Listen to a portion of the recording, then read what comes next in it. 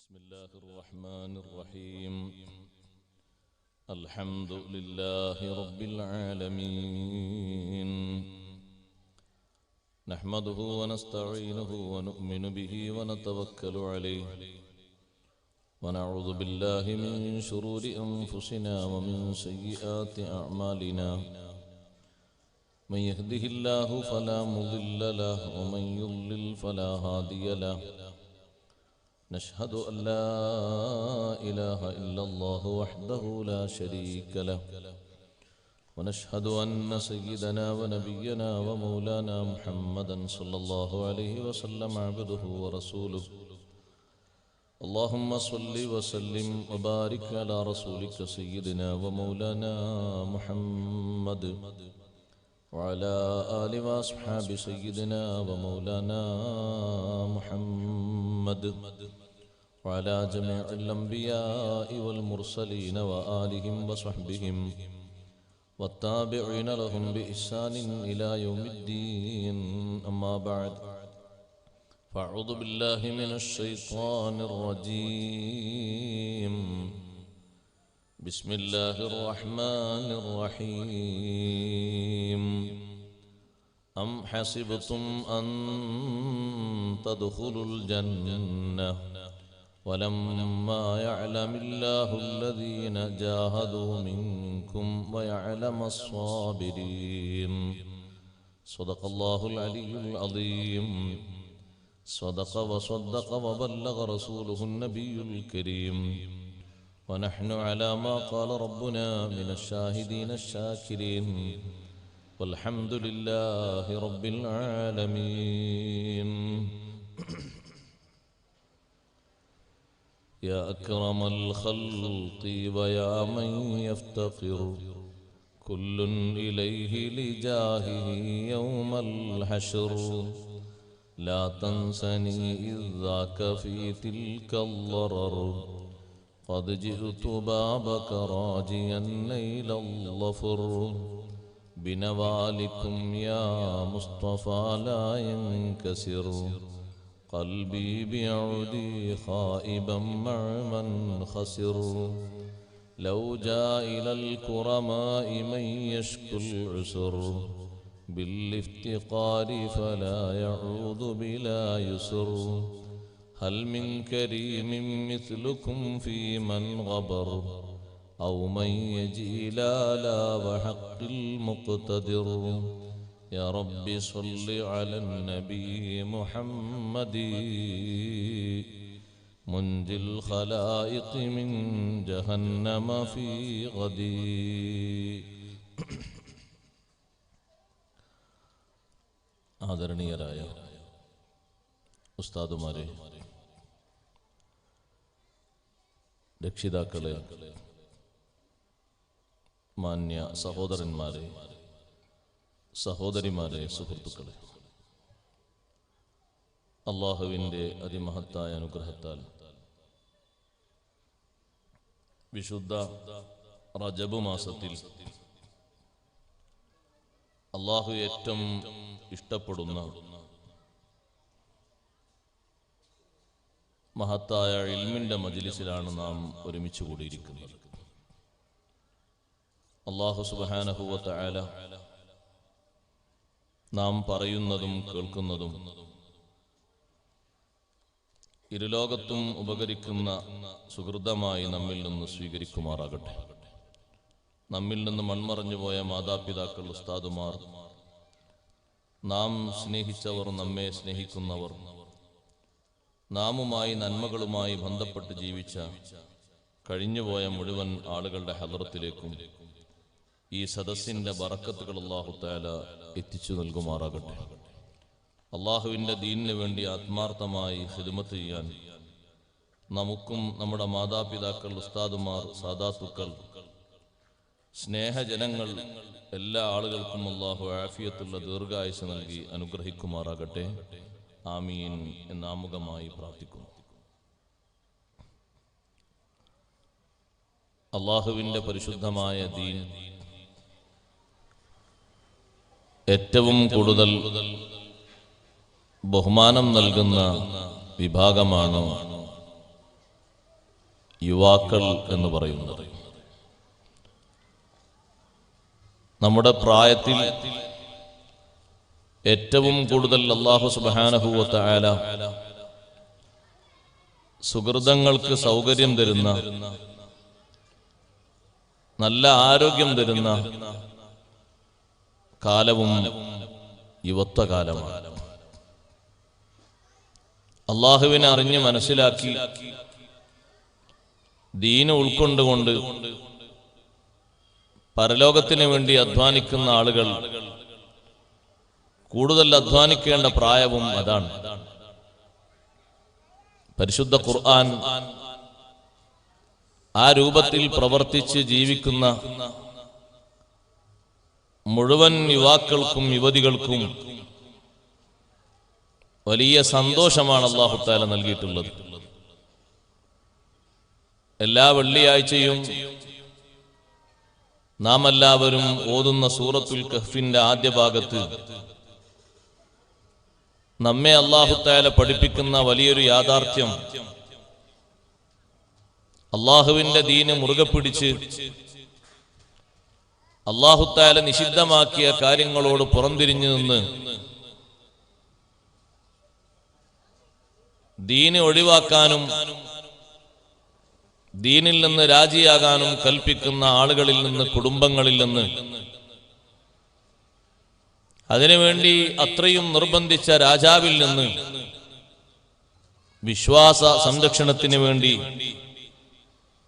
നാടും വീടും വെടിഞ്ഞ് ബഹുദൂരം സഞ്ചരിച്ച 7 യുവാക്കൾ, ചെറുപ്പക്കാർ, അവർക്ക് വലിയ ബഹുമാനമാണ് അല്ലാഹു സുബ്ഹാനഹു വ തആല നൽകിയത്. അവരെ വിശ്വാസവും കഠിനാധ്വാനവും അല്ലാഹു തആല സ്വീകരിച്ചപ്പോൾ വലിയ കറാമത്ത് നൽകി യുവത്വത്തിൽ തന്നെ അല്ലാഹു തആല അവരെ ആദരിച്ചു. അത് യുവത്വ സമയത്തുള്ള ഇബാദത്തിനും തഖ്വക്കും അല്ലാഹു തആല നൽകുന്ന ഒരു ബഹുമാനമാണ്. യുവത്വം അല്ലാഹുവിന്റെ മാർഗത്തിലായി കിട്ടിയാൽ വാർദ്ധക്യവും അതിനു മുമ്പുള്ള കാലവും സൂക്ഷിക്കാനും ശ്രദ്ധിക്കാനും എളുപ്പമാണ്. പാരത്രിക ലോകത്ത് ആയുഷ്കാലങ്ങളുടെ കൂട്ടത്തിൽ പ്രധാനമായും ചോദ്യം വരുന്നൊരു കാലമാണ് യുവത്വകാലം. കൗമാരമോ ബാല്യമോ ചോദ്യത്തിന് അല്ലാഹു തആല മുന്നോട്ട് വെക്കുന്നില്ല. പക്ഷേ യുവത്വകാലത്തെ പറ്റി പ്രത്യേകം ഒരു ചോദ്യമുണ്ട്. വയസ്സ് പറഞ്ഞാൽ 15 മുതൽ 40 വയസ്സ് വരെയുള്ള നല്ല ആരോഗ്യം ത്രസിക്കുന്ന ആ ഒരു കാലം ആഖിറത്തിന് വേണ്ടി എന്തും കൊയ്തെടുക്കാൻ പറ്റുന്ന നല്ല ഭാഗ്യമുള്ള സുവർണാവസരമാണ്. ബാധ്യതകൾ കൂടുതൽ പെരടിയിൽ വരുന്നതിന് മുമ്പ്, ഭാരിച്ച ചെലവുകൾ വരുന്നതിന് മുമ്പ് നല്ലോണം ഒരുങ്ങാൻ പറ്റുന്ന ആ ഒരു പ്രായം അള്ളാഹുവിന്റെ മാർഗത്തിലായി പൊരുത്തത്തിലായി തീർക്കുന്ന ആളുകൾക്ക് വലിയ സന്തോഷമാണ്, ബഹുമാനമാണ് അല്ലാഹു സുബ്ഹാനഹു വ തആല പഠിപ്പിക്കുന്നത്. ആ 7 യുവാക്കൾ അള്ളാഹുവിന്റെ മാർഗത്തിലായി വിശ്വാസം ഊട്ടിയുറപ്പിച്ച് അള്ളാഹു നിഷിദ്ധമാക്കിയ കാര്യങ്ങളോട് രാജിയായി വീണ്ടും ആ കാര്യങ്ങളിലേക്ക് അവരെ നിർബന്ധിപ്പിക്കുന്ന സാഹചര്യം വന്നപ്പോൾ ഒറ്റക്കെട്ടായി ഉറച്ച മനസ്സോടെ അവരെല്ലാവരും തീർപ്പ് കൽപ്പിച്ചു പറഞ്ഞു. അവരെ വാക്കുപോലും അല്ലാഹു തആല എടുത്തു പറഞ്ഞു. വറബത്നാ അലാ ഖുലൂബിഹിം ഇദ് ഖാമൂ ഫഖാലൂ റബ്ബുനാ റബ്ബുസ് സമാവാതി വൽ അർള്. നമ്മൾ അവരെ മനസ്സിന് വലിയ ബന്ധവും ഉറപ്പും നൽകി. സധൈര്യം എഴുന്നേറ്റ് നിന്നുകൊണ്ട് അവർ പറഞ്ഞു, റബ്ബുനാ റബ്ബുസ് സമാവാതി വൽ അർള്, ഞങ്ങളുടെ റബ്ബ്, ഞങ്ങൾ വിശ്വസിക്കുന്ന ആരാധിക്കുന്ന റബ്ബ്, ആകാശഭൂമികളെ സൃഷ്ടിച്ച് പരിപാലിക്കുന്ന റബ്ബ് സുബ്ഹാനഹു വ തആലയാണ്, അല്ലാഹുവാണ്. ലൻ നദഉ മിൻ ദൂനിഹി ഇലാഹ, അല്ലാഹുവിന് പുറമെ, അല്ലാഹുവിനെ കൂടാതെ ഒന്നിനെയും നമ്മൾ ആരാധിക്കുകയില്ല എന്നവർ തീർപ്പ് കൽപ്പിച്ചു പറഞ്ഞു. സത്യം തുറന്നു പറഞ്ഞു. ധർമ്മം സ്വീകരിച്ചുകൊണ്ട് അത് തുറന്നു പറഞ്ഞു. കുടുംബക്കാരും കൂട്ടുകാരും നാട്ടുകാരും എല്ലാവരും അവരെ നിർബന്ധിക്കുന്നതിന് അള്ളാഹു നിഷിദ്ധമാക്കിയ കാര്യങ്ങൾക്ക് വേണ്ടിയാണ്. ആ നാട്ടിൽ നടക്കുന്ന ആഘോഷങ്ങൾ മുഴുവനും അള്ളാഹു നിഷിദ്ധമാക്കിയ ആഘോഷങ്ങളായിരുന്നു. ആ ആഘോഷങ്ങളിൽ ചേരാനും പങ്കെടുക്കാനും നിർബന്ധിപ്പിക്കപ്പെട്ട ഈ യുവസമൂഹം അതിൽ നിന്ന് മാറി അവരെ വിശ്വാസവും മനസ്സും ഉറപ്പിച്ചുകൊണ്ട് അള്ളാഹുവിന്റെ മാർഗത്തിൽ ദീന് സംരക്ഷിക്കുന്നതിന് വേണ്ടി നാട് വിട്ടുപോയപ്പോൾ അവരെ ശരീരത്തിന്, അവരെ വിശ്വാസത്തിന് അള്ളാഹു വലിയ ബഹുമാനം നൽകി. അവരുടെ പ്രാർത്ഥന അക്ഷരാർത്ഥത്തിൽ അല്ലാഹു തആല സ്വീകരിച്ചു. ഒരു ചെറിയ കുറവ് പോലും അല്ലാഹു തആല അവർക്ക് നൽകിയിട്ടില്ല. യുവത്വത്തിന്റെ നല്ല പ്രസരിപ്പുള്ള കാലം അള്ളാഹുവിന്റെ മാർഗത്തിലായി ചെലവഴിക്കുമ്പോൾ ലഭിക്കുന്ന വലിയ മഹത്വം ദുനിയാവിൽ തന്നെ അനുഭവിക്കാൻ കഴിയും, പരലോകത്തെത്തിയിട്ടല്ല എന്നർത്ഥം. ഈ ഭൗതിക ലോകത്ത് വെച്ച് തന്നെ അതിന്റെ സുഖം ആസ്വദിക്കാൻ കഴിയും. എന്തൊരു ബഹുമാനമാണ് അവരെ ശരീരത്തിന് അള്ളാഹു നൽകിയത്. അവരുടെ കൂടെ അവരെ സ്നേഹിച്ചു കൊണ്ടുപോയ നായക്ക് എന്തൊരു ബഹുമാനമാണ് അള്ളാഹു നൽകിയത്. ആ ബഹുമാനമാണ് ഖുർആൻ നമ്മെ പഠിപ്പിക്കുന്നത്. വകൽബുഹും ബാസിതുൻ ദിറാഇഹി ബിൽ വസീദ് ലവിത്വലഅത അലൈഹിം ലവല്ലൈത മിൻഹും ഫിറാറൻ വലമുലിത മിൻഹും റുഅബാ. അവരുടെ നായ അതിന്റെ കൈകളൊക്കെ വിരുത്തിയിട്ട് ഗുഹയുടെ മുഖത്തതങ്ങനെ താമസിക്കുന്നു.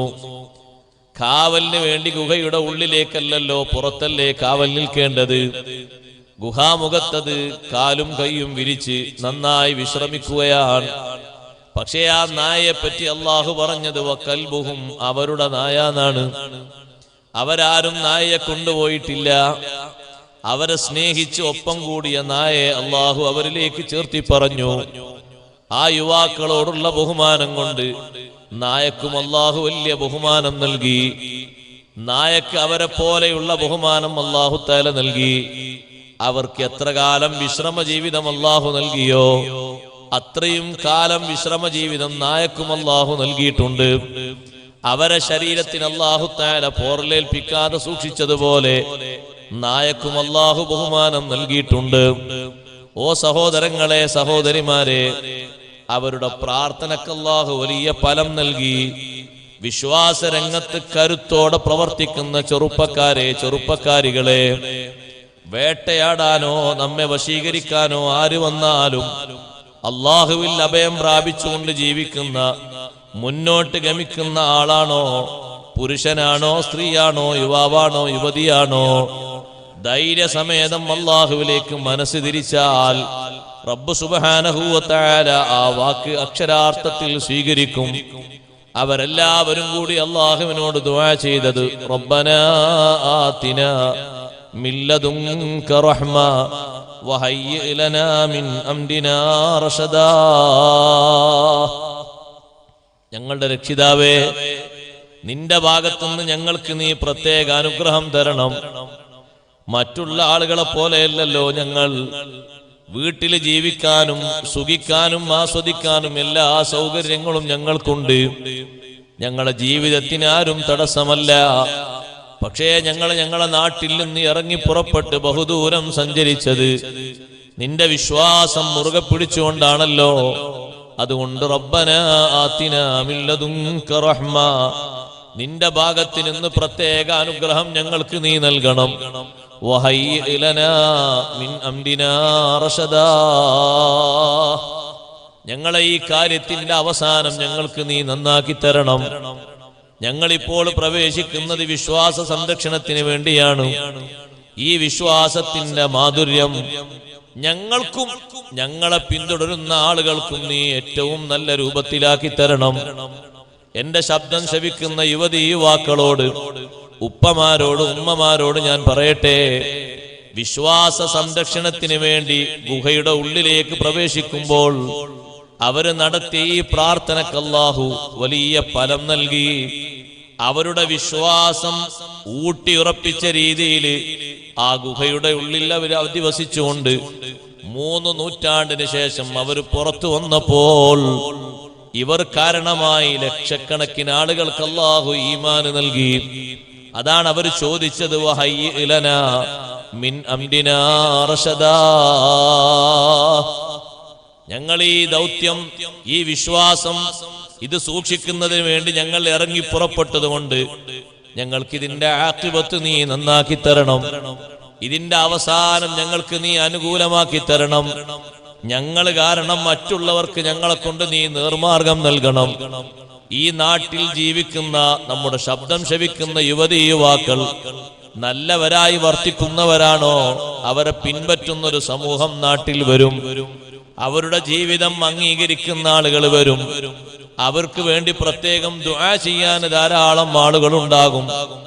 നല്ല വഴിക്ക് നടന്നാൽ, അള്ളാഹു നിഷിദ്ധമാക്കിയ മാർഗങ്ങളിൽ നിന്നെല്ലാം പുറംതിരിഞ്ഞ് നടന്നാൽ ലഭിക്കുന്ന സൗന്ദര്യം നിഷിദ്ധമാക്കപ്പെട്ട വിഷയങ്ങളിൽ അഭിരമിച്ചാൽ ഒരിക്കലും ലഭിക്കുകയില്ല. നിങ്ങൾ നോക്ക്, ആ അസ്ഹാബുൽ കഹ്ഫ് 3 നൂറ്റാണ്ടിന് ശേഷം ഗുഹയുടെ ഉള്ളിൽ നിന്ന് അവർ പുറത്തു വന്നു. പുറത്തേക്ക് അള്ളാഹു അവരെ എഴുന്നേൽപ്പിച്ചു. ആ കാലഘട്ടത്തിൽ ജീവിക്കുന്ന സമൂഹം, ആ കാലഘട്ടത്തിൽ ജീവിക്കുന്ന രാജാവിന്റെ കീഴിലുള്ള ആളുകൾ വിശ്വാസികളാണെങ്കിലും വിശ്വാസരംഗത്തൊരു വൈകല്യം അവർക്കുണ്ടായിരുന്നു. പുനർജീവിതം എന്ന് പറയുന്ന സംഗതി അത് വിശ്വസിക്കാൻ അവർക്ക് കുറച്ച് പ്രയാസമുണ്ടായിരുന്നു. അന്നത്തെ രാജാവ് ബൈദറൂസ് എന്ന് പറയുന്ന രാജാവ് നല്ല മനുഷ്യനാണ്, ഈമാനുള്ള നല്ല സ്വാലിഹായ മനുഷ്യരാണ്. അദ്ദേഹം അള്ളാഹുവിനോട് എപ്പോഴും ദ്വാർക്കും, പടച്ചോനെ, ഈ മനുഷ്യന്മാർക്കൊക്കെ പരലോകം ഉണ്ടെന്ന്, അങ്ങനെ ഒരു ജീവിതമുണ്ടെന്ന് തെളിയിക്കുന്ന എന്തെങ്കിലും ഒരു ദൃഷ്ടാന്തം നീ ഭൂമിയിൽ അവർക്ക് നൽകണം, ഭൂമിയിൽ അവർക്ക് നീ ഉണ്ടാക്കി കൊടുക്കണം എന്നെപ്പോഴും ദ്വാർക്കും. അസ്ഹാബുൽ കഹ്ഫ് നേരത്തെ ദ്വാരുന്നത്, ഞങ്ങള് ഇപ്പൊ ഗുഹയുടെ ഉള്ളിലേക്ക് പ്രവേശിക്കാം, ഇനി ഇതിൽ നിന്ന് പുറത്തിറങ്ങുന്ന ഒരു സാഹചര്യം വരുമ്പോ ഞങ്ങൾക്കും ഞങ്ങളെ പഠിക്കുന്നവർക്കും എല്ലാവർക്കും അത് സന്തോഷിക്കാനും പഠിക്കാനും പറ്റുന്നൊരു മാർഗമാക്കി തരണം. വഹയ്യി ലനാ മിൻ അംരിനാ റശദാ. ഞങ്ങളെ ഈ കാര്യത്തിന്റെ അന്ത്യം ഞങ്ങൾക്ക് നീ അനുകൂലമാക്കി തരണം, നന്നാക്കി തരണം. ഞങ്ങൾക്കതുകൊണ്ട് വലിയ സന്തോഷം നീ ഉണ്ടാക്കി തരണം. 3 നൂറ്റാണ്ടിന് ശേഷം അവർ പുറത്തു വരുന്ന സമയത്ത് ഏറ്റവും അധികം സന്തോഷിച്ചത് ആ രാജ്യം ഭരിക്കുന്ന രാജാവാണ്. അദ്ദേഹം ലക്ഷക്കണക്കിന് ആളുകളുമായി വന്നിട്ട് അവരോട് പറഞ്ഞു, കുറെ കാലമായി ഞാൻ നിങ്ങളോട് പറയുന്നു, പുനർജീവിതം സത്യമാണ്. അങ്ങനെ വിശ്വസിച്ചെങ്കിലേ നമ്മുടെ ഈമാന് കാമിലാവുകയുള്ളൂ. പരലോകത്തിൽ വിശ്വസിക്കാത്ത വിശ്വാസം യഥാർത്ഥ വിശ്വാസമല്ല. പുനർജീവിതത്തിൽ വിശ്വസിക്കാത്ത വിശ്വാസം യഥാർത്ഥ വിശ്വാസമല്ല. പുനർജീവിതം ഉണ്ടെന്ന് മാത്രം വിശ്വസിച്ചാൽ പോരാ, ആ പുനർജീവിതത്തെ ഭയപ്പാടോടുകൂടെ കണ്ട് അതിനു വേണ്ടി ഒരുങ്ങണം. പുനർജീവിതം ഇല്ലെന്ന് നിഷേധിക്കുന്ന, അതിൽ സന്ദേഹം അറിയിക്കുന്ന ആളുകളെ വിളിച്ചു വരുത്തിയിട്ട്, കണ്ടോ നിങ്ങൾ, അള്ളാഹു നൽകിയൊരു വലിയ ദൃഷ്ടാന്തമാണ്, നിങ്ങളെല്ലാവരും വിശ്വസിച്ചോളൂ, വിശ്വാസം ഉറപ്പിച്ചോളൂ. നിങ്ങളുടെ ബാപ്പമാരുടെ മുമ്പ്, അവരുടെയും മുപ്പാപ്പമാരുടെ മുമ്പ് ഒരു രാജ്യത്ത് ജീവിച്ചിരുന്ന ആളുകളാണ് ഇവര്. ഇവർ ഈ ഗുഹയുടെ ഉള്ളിൽ താമസിക്കാൻ തുടങ്ങിയിട്ട് 3 നൂറ്റാണ്ടായി. 3 നൂറ്റാണ്ട് അല്ലാഹു തആല ഇവരെ ഇവിടെ ഇതിന്റെ ഉള്ളിൽ അല്ലാഹു തആല താമസിപ്പിച്ചു. അവര് സത്യത്തിൽ ജനങ്ങൾ കണ്ടാൽ മരണപ്പെട്ടു പോയ രൂപത്തിലാണെങ്കിലും ഇപ്പോൾ അവര് നല്ലോണം ഹയാത്തോടുകൂടെ പുറത്തേക്ക് വന്നിരിക്കുന്നു. നേരത്തെ അവർ വിശ്രമത്തിലായിരുന്നു. ഈ വിശ്രമം അവർക്ക് അല്ലാഹു നൽകിയത് നിങ്ങൾക്ക് ചിന്തിക്കാനും പഠിക്കാനും ഒരു മാർഗമാണ്. എത്ര കാലം ഭൂമിയുടെ അടിയിൽ മനുഷ്യൻ കിടന്നാലും ജീവിച്ചു പുറത്തേക്ക് വരുന്നൊരു രംഗമുണ്ട്. 3 നൂറ്റാണ്ട് ഇവർ ഈ ഗുഹയുടെ ഉള്ളിൽ താമസിച്ച് ശരീരത്തിന് ഭേദഗതി വന്നിട്ടില്ല. രോമങ്ങൾ, മുടിയൊക്കെ അല്പം നീണ്ടു എന്നതല്ലാതെ, നഖങ്ങളും അല്പം മുന്നോട്ട് നീണ്ടു എന്നതല്ലാതെ കാര്യമായി മാറ്റങ്ങളൊന്നും വന്നിട്ടില്ല. 3 നൂറ്റാണ്ട് ഈ ഗുഹയുടെ ഉള്ളിൽ താമസിച്ച് ഇവര് പുറത്തേക്ക് അല്ലാഹു ഇവരെ കൊണ്ടുവന്നത്. നിങ്ങളും മരണപ്പെട്ടു പോയി, ബർസഖിയ ലോകം കഴിഞ്ഞ് പുറത്തേക്ക് വരും എന്നതിന് തെളിവാണ്. വകദാലിക അഅ്സർനാ അലൈഹിം ലിയഅലമൂ അന്ന വഅദല്ലാഹി ഹഖ് വഅന്ന അസ്സാഅത ലാ റൈബ ഫീഹാ. ഇവരെ പുറത്തേക്ക് നാം വെളിവാക്കിയത് ജനങ്ങളിലേക്ക് ഇവരെ ഗുഹയിൽ നിന്ന് പുറത്തിറക്കിയത് ലിയഅലമൂ അന്ന വഅദല്ലാഹി ഹഖ്ഖുൻ. ഈ ഗുഹയുടെ ഉള്ളിൽ താമസിച്ച വ്യക്തികൾ, യുവാക്കൾ മനസ്സിലാക്കണം, അല്ലാഹുവിന്റെ വാഗ്ദാനം അത് യാഥാർത്ഥ്യമാണ്. റബ്ബ് തആലയുടെ മാർഗത്തിൽ വിശ്വസിച്ചവരാരുണ്ടോ അവർക്ക് സംരക്ഷണം നൽകുന്നവൻ അല്ലാഹുവാണ്, കാവൽ നൽകുന്നവൻ അല്ലാഹുവാണ്. അതേ വലിയ സ്വാധീനവും ശക്തിയും ഉണ്ടായിരുന്ന രാജാവിന് ഇവരെ ശരീരത്തിൽ പോറലേൽപ്പിക്കാൻ കഴിഞ്ഞില്ല. ആ രാജാവും പരിവാരങ്ങളും ഇവരെ കണ്ടിട്ടുണ്ട്. ഇവരെ കണ്ടിട്ട് അവര് പേടിച്ച് മടങ്ങിയതാണ്. അവസാനം ഇനി അവർ ജീവിച്ചിരിക്കുന്നവരാണെങ്കിൽ ശ്വാസം മുട്ടി മരിച്ചോട്ടെ എന്ന് കരുതിയിട്ട് അവർക്ക് മുന്നിൽ അവരുടെ ഗുഹാമുഖം അടച്ചു കളഞ്ഞു എന്നതല്ലാതെ മറ്റൊന്നും ചെയ്യാൻ കഴിഞ്ഞിട്ടില്ല. അവരെ ശരീരത്തെ ആക്രമിക്കാനോ പുറത്തേക്ക് അവരെ വലിച്ചിട്ടുകൊണ്ട് അവരെ ശരീരം കൊണ്ട് പന്താടാനോ റബ്ബ് സുബ്ഹാനഹു വ തആല അവർക്ക് യോഗം നൽകിയില്ല. മറിച്ച് ഈ യുവാക്കളുടെ വിശ്വാസ സംരക്ഷണത്തിന് അല്ലാഹു മാറ്റുകൂട്ടിക്കൊടുത്തു. വലിയ സഹായവും വലിയ സംരക്ഷണവും കൊടുത്തു. ബൈദറൂസ് രാജാവ് അൽഹംദുലില്ലാഹ് വലിയ സന്തോഷത്തോടെ വലിയ റാഹത്തോടെ ഇവരോടൊപ്പം ഗുഹയുടെ ഉള്ളിൽ പോയി അല്പനേരം അവരോട് സംസാരിച്ചു. അവരോടൊപ്പം പ്രാർത്ഥനയിൽ പങ്കെടുത്തു. നിങ്ങൾ തിരിച്ച് കൊട്ടാരത്തിലേക്ക് വരികയാണെങ്കിൽ എല്ലാവിധ സൗകര്യവും സംവിധാനങ്ങളും തരാം, ഇബാദത്തിനുള്ള മുഴുവൻ സൗകര്യങ്ങളും നിങ്ങൾക്ക് ഏർപ്പെടുത്തി തരാം. പക്ഷേ ആ ചെറുപ്പക്കാര് പറഞ്ഞത്, 3 നൂറ്റാണ്ടിന് ശേഷം അവര് പറഞ്ഞത്, ഞങ്ങൾ ദിക്റും തസ്ബീഹും ഏറെ ചൊല്ലിയത് ഈ ഗുഹയുടെ ഉള്ളിലല്ലേ, ഇവിടെ തന്നെ താമസിക്കാനാണ് ഞങ്ങളുടെ ആഗ്രഹം, പുറത്ത് ഞങ്ങൾക്കൊരു വീട് വേണ്ട. ഞങ്ങൾ മരണപ്പെട്ടു എന്നറിഞ്ഞാൽ നിങ്ങൾ ഞങ്ങളെ മറവ് ചെയ്യണം. പിന്നെ രാജാവിന്റെ വീക്ഷണവും നിരീക്ഷണവും ഏറി വരികയാണ്. മരണപ്പെട്ടു കഴിഞ്ഞപ്പോൾ 7 പേർക്കും വേണ്ടി രാജാവ് സ്വർണത്തിന്റെ നല്ല കട്ടിലൊരുക്കി, സ്വർണത്തിന്റെ നല്ലൊരു പെട്ടി ഒരുക്കിയിട്ട് 7 പേരെയും 8ാമത്തെ മെമ്പറായ നായയെയും 2 ഭാഗങ്ങളിലായി അവരെ മറവ് ചെയ്തു.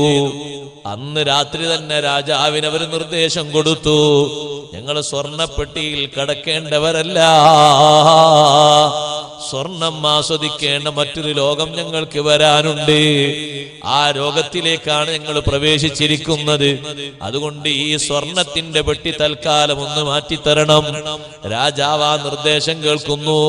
പിറ്റേന്ന് പോയി ആ പെട്ടി മുഴുവനും മാറ്റിയിട്ട് നല്ല തേക്കിന്റെ മരത്തിന്റെ പെട്ടി ഉണ്ടാക്കിയിട്ട് അതിലവരെ മറവ് ചെയ്തു വെച്ച് തിരിച്ചു മറ്റേ പെട്ടികളൊക്കെ മാറ്റപ്പെട്ടു പോയി. ആ യുവാക്കളുടെ ഈമാനാണ് സൂറത്തുൽ കഹ്ഫിലൂടെ മുഅ്മിനീങ്ങളെ ആദ്യമായി നമ്മൾ ഓതിക്കൊണ്ടിരിക്കുന്നത്. നമ്മുടെ ഈമാന് വർദ്ധിക്കാനും ഇസ്ലാം സംരക്ഷിക്കാനുമാണ് റബ്ബ് സുബ്ഹാനഹു വ തആല ഇത്രയും വലിയ മഹത്വമുള്ള ആ വ്യക്തിത്വങ്ങളുടെ ചരിത്രങ്ങൾ അല്ലാഹ് ഏറ്റവും വലിയ ബഹുമാനം നൽകിയ വെള്ളിയാഴ്ച ദിവസം തന്നെ കൂടുതലായി ആവർത്തിച്ച് ഓതാൻ വേണ്ടി നമ്മോട് കൽപ്പിക്കപ്പെട്ടിരിക്കുന്നത്. ഇരിക്കട്ടെ, ആ യുവാക്കളുടെ ബഹുമാനം കണ്ടില്ലേ? വിശ്വാസരംഗത്ത് അല്ലാഹു തആല അവരുടെ ശരീരത്തിനും അവരുടെ ആശയത്തിനും അവരുടെ ധർമ്മത്തിനും അല്ലാഹു നൽകിയ പിന്തുണയും ബഹുമാനവും വിവരണാതീതമാണ്. വലിയ ബഹുമാനമാണ് അല്ലാഹുർക്ക് നൽകിയത്. ഞാൻ ആദ്യമായി സൂചിപ്പിക്കുന്നത്, നല്ല യുവാവാണോ നല്ല യുവതിയാണോ റബ്ബ് സുബ്ഹാനഹു വ തആലക്ക് അവരെ വല്ലാതെ ഇഷ്ടമാണ്. അതുകൊണ്ടല്ലേ പ്രായം നോക്കിയാൽ നല്ല നിലക്ക്, നല്ല പ്രായത്തിൽ നല്ല നിലക്ക് ജീവിച്ച ആളുകൾക്ക് ദുനിയാവിലും ആഖിറത്തിലും വലിയ സ്ഥാനമാന ബഹുമാനമാണ് അല്ലാഹു നൽകുന്നത്. അർശിന്റെ തണൽ നൽകുന്ന വിഭാഗത്തിലും ഒരു പ്രായം കടന്നു വന്നെങ്കിൽ അത് യുവാക്കളുടെ പ്രായമല്ലേ? അല്ലാഹുവിന്റെ മാർഗത്തിലായി വിശ്വാസവും കർമ്മവും സൂക്ഷിച്ച് നിഷിദ്ധങ്ങളിൽ നിന്ന് മാറി നിന്ന് റബ്ബിന്റെ ഇബാദത്തിലായി ജീവിതം ചെലവഴിച്ച യുവാവ്, ആ യുവത്വമുള്ള ആളുകൾക്ക് റബ്ബ് സുബ്ഹാനഹു വ തആല അർശിന്റെ തണൽ നൽകുന്നു. എന്തേ ആ ഒരു യുവത്വത്തിന് മാത്രം അങ്ങനെ ഒരു പ്രത്യേകത കൊടുക്കാനുള്ള കാരണം? യുവത്വം എന്ന് പറയുന്ന ആ ഒരു പ്രായമുണ്ടല്ലോ, ഏറ്റവും കൂടുതൽ പിശാചിന്റെ സ്വാധീനങ്ങൾക്ക് വലയിലാകുന്ന ഒരു സമയമാണ്. എന്റെ യുവാക്കളോട് ഞാൻ പറയട്ടെ, ഹറാമ് നമ്മളെ കൊണ്ട് ഭക്ഷിക്കുക എന്നുള്ളത് പിശാചിന്റെ ഒരു ഗൂഢലക്ഷ്യമാണ്. നമ്മുടെ യുവത്വം നശിപ്പിക്കാനുള്ളവന്റെ ലക്ഷ്യമാണ്. ഹദീസിൽ കാണാം, ഒരു ചെറുപ്പക്കാരൻ നല്ല ഇബാദത്തിലായി വളർന്നു വരികയാണെങ്കിൽ, ഒരു യുവതി അല്ലെങ്കിൽ യുവാവ് നല്ല ഇബാദത്തിലായി അനുസരണയിലായി വളർന്നു വരികയാണെങ്കിൽ, പിശാചിനോട് വന്നിട്ട് അവന്റെ കൂട്ടാളികൾ പറയും, ഇന്ന സ്ഥലത്തൊരു യുവാവുണ്ട്, ഒരു യുവതിയുണ്ട്, സുബ്ഹാനല്ലാഹ്, നല്ല ഇബാദത്തിലാണ് വളർന്നു വരുന്നത്, നല്ല രൂപത്തിലാണ് ജീവിതം നയിക്കുന്നത്. അപ്പോഴേക്ക് ശൈത്താൻ അവരോട് പറയും, ഉൻദുറൂ മിൻ ഐന മത്അമുഹു, നിങ്ങളൊന്ന് പോയി നോക്കണം, അയാൾ കഴിക്കുന്ന ഭക്ഷണം എവിടുന്നാണ്, കുടിക്കുന്ന വെള്ളം എവിടുന്നാണ്. ഭക്ഷിക്കുന്നതും കുടിക്കുന്നതും റബ്ബ് പൊരുത്തപ്പെടാത്ത ഏതെങ്കിലും മേഖലയിലാണെങ്കിൽ നമുക്ക് പെട്ടെന്ന് അയാളെ പിടിക്കാം. ഒരു പ്രയാസം എളുപ്പത്തിൽ പിടിക്കാൻ പറ്റും. നിസ്കരിച്ചോട്ടെ, കുഴപ്പമൊന്നുമില്ല, നോമ്പ് നോറ്റോട്ടെ, പ്രശ്നമൊന്നുമില്ല. റബ്ബ് സുബ്ഹാനഹു വ തആല പൊരുത്തപ്പെടാത്ത വിധത്തിൽ ഏതെങ്കിലും ഭക്ഷ്യവസ്തുക്കളോ പാനീയങ്ങളോ ഉപയോഗിക്കുന്ന ആളാണെങ്കിൽ പെട്ടെന്ന് നമുക്ക് ആളെ പിടിക്കാൻ പറ്റും. അതുകൊണ്ട് നിങ്ങൾ അത് പോയി നോക്കി വരണം. കൂട്ടാളികൾ നോക്കി വന്നിട്ട് പറഞ്ഞു, റബ്ബ് സുബ്ഹാനഹു വ തആല ഇഷ്ടപ്പെടാത്ത ഒരൊറ്റ വസ്തുവും ഭക്ഷിക്കാത്ത ആളാണ്, എന്നാ പിന്നൊന്ന് കരുതണം, പെട്ടെന്ന് ആളെ കിട്ടൂല. ശൈത്താൻ അവന്റെ അനുയായികളോട് പറയുന്നു, പെട്ടെന്ന് ആളെ പിടിക്കാൻ കിട്ടൂല.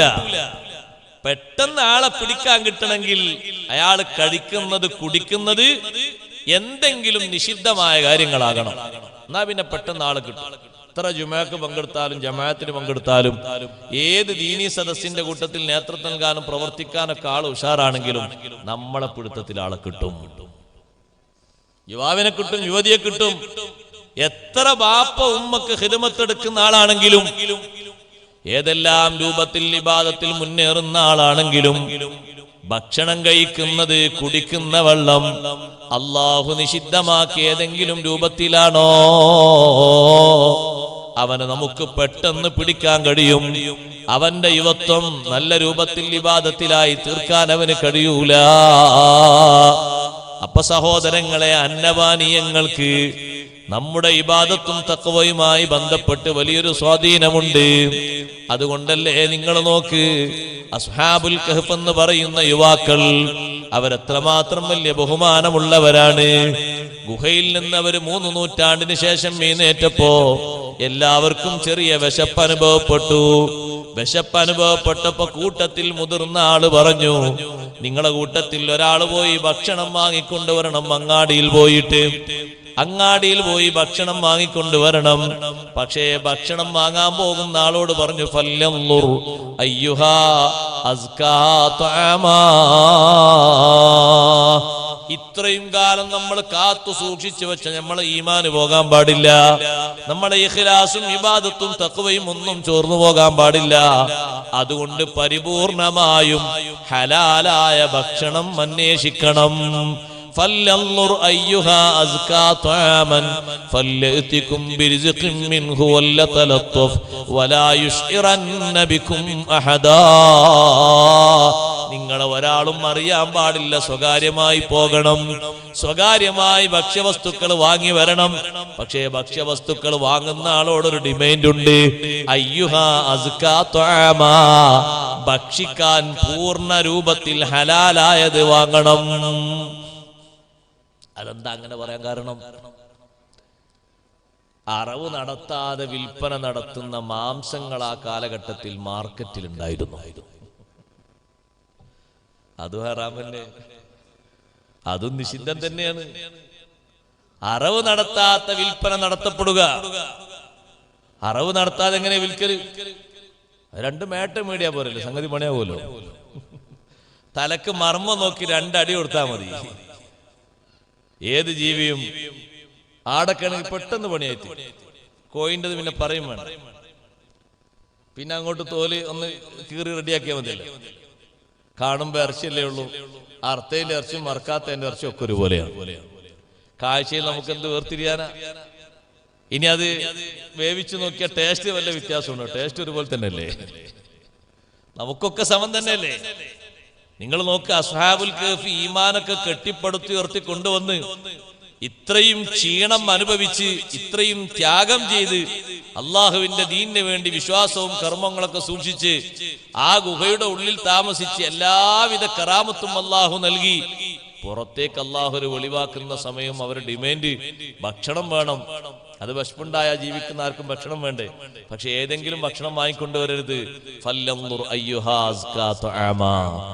പൂർണ്ണമായും ഹലാലാ രീതിയിലുള്ള ഭക്ഷണം വാങ്ങിക്കൊണ്ടുവരണം. അതേ കഴിക്കാൻ പറ്റൂ. അതിന് ഖുർആൻ മുഫസ്സിറുകൾ പറയാണ്. എന്താണ് അങ്ങനെ പറയാനുള്ള കാരണം? അവര് ജീവിച്ച കാലത്ത്, ഇപ്പോഴല്ലോ അവര് പറയുമ്പോഴല്ല, 3 നൂറ്റാണ്ട് മുമ്പ് മാർക്കറ്റിൽ വിൽക്കപ്പെട്ടിരുന്ന മാംസങ്ങൾ പലതും അറവ് നടത്താത്തതായിരുന്നു. എന്ന് പറഞ്ഞാൽ ചത്തീൻ്റെതും അല്ലാത്തതും ഒക്കെ കൂടി മിക്സഡ് ആക്കി കൊണ്ട് കൊടുക്കും. വാങ്ങുന്ന ആൾക്ക് ഇറച്ചിയും കിട്ടുന്ന ആൾക്ക് നല്ല ലാഭവും ഒക്കെ ആയി. വാങ്ങുന്ന ആൾക്കും മോശം, വിൽക്കുന്ന ആൾക്കും ഒക്കെ മോശമല്ലേ? രണ്ടുകൂട്ടർക്കും മോശം. അപ്പൊ ഒരു അന്വേഷണം ആവശ്യമാണെന്ന് വന്നു, സൂക്ഷ്മതയുടെ ഭാഗമായിട്ട്. അല്ലാത്തത് കഴിച്ചാൽ നമ്മൾ ഇതുവരെ ചൊല്ലിയ ദിക്ർ ഇബാദത്തൊക്കെ പൊളിഞ്ഞു പോവും, നമ്മളെ ഈമാന് പരിക്കേറ്റു പോവും. അതുകൊണ്ട് പറ്റൂല. നല്ലത് വാങ്ങിക്കൊണ്ടുവരണം, ഹലാലായത് വാങ്ങിക്കൊണ്ടുവരണം. അവിടെ ആ സഹോദരങ്ങളെ ശൈത്താന്റെ നോട്ടമുള്ളത്. ചെറുപ്പക്കാരികളെ ലഹരിക്ക് അടിമപ്പെടുത്തുക എന്നുള്ളത് പിശാചിന്റെ ഒരു കുടില തന്ത്രമാണ്. നമ്മളതിൽ വീണുപോകരുത്. ആ പിശാച് മനുഷ്യ പിശാചായിട്ടും രൂപപ്പെട്ടു വരും. മറ്റുള്ള പിശാചുക്കൾ ഏതായാലും സ്വാധീനം ചെലുത്തുന്നുണ്ടല്ലോ. അതിന് പറ്റുന്ന സഹായികളായിട്ട് മനുഷ്യന്മാരെ കൂട്ടത്തിനും ശൈത്താന്മാരുണ്ട് എന്നുള്ള ഖുർആനിൽ പറഞ്ഞില്ലേ? ശയാത്തീനൽ ഇൻസി വൽ ജിന്നി, മനുഷ്യന്മാരെ കൂട്ടത്തിനും ശൈത്താന്മാരുണ്ട്, ജിന്നുകളെ കൂട്ടത്തിനും ശൈത്താന്മാരുണ്ട്. ശൈത്താൻ എന്ന വാക്കിന്റെ അർത്ഥം അനുസരണം കെട്ടവൻ എന്നാണ്. ആ അനുസരണം കെട്ട കൂട്ടുകാരോ കൂട്ടുകാരികളോ ലഹരി വസ്തുക്കളുമായി വരുമ്പോ നമ്മൾ സ്വീകരിക്കേണ്ട മാർഗമേതാണ്? നമ്മൾ സ്വീകരിക്കേണ്ട പ്രതിജ്ഞ എന്താണ്? പൂർവികരായ മഹത്തുക്കൾ നമ്മെ അത് പഠിപ്പിച്ചിട്ടുണ്ട്. അള്ളാഹ് നിഷിദ്ധമാക്കിയത് ഭക്ഷിക്കാൻ അവരെ നിർബന്ധിപ്പിച്ചപ്പോ അവര് ഒരിക്കലും അതിന് തയ്യാറാകാതെ വന്നപ്പോ രാജാക്കന്മാരവരെ ശിക്ഷിച്ചപ്പോ ആ ശിക്ഷയിൽ നിന്ന് മാറാതെ ശിക്ഷ സ്വീകരിച്ചാലും കുഴപ്പമില്ല, റബ്ബ് ഹറാമാക്കിയത് ഭക്ഷിക്കൂല. അങ്ങനെ ഒരു തീവ്രമായ ഘട്ടം നമ്മുടെ ജീവിതത്തിൽ കഴിഞ്ഞു പോകണം. യഥേട്ടം ഭക്ഷിക്കേണ്ടവരല്ല നമ്മള്. അത് മുസ്ലിങ്ങളായ യുവതി യുവാക്കളുടെ സ്വഭാവമല്ല. ഇഷ്ടം പോലുള്ളത് കിട്ടുന്നത് മുഴുവനും ഭക്ഷിക്കുക എന്ന് നമ്മുടെ തിയറിയല്ല. റബ്ബ് ഹലാലാക്കിയത് മാത്രമേ ഭക്ഷിക്കാവൂ. അല്ലാത്തത് ഭക്ഷിച്ചാൽ എന്താ ഉസ്താദേ കുഴപ്പം? നമ്മുടെ ദുനിയാവിനും അത് കേടാണ്, ആഖിറത്തിനും അത് കേടാണ്.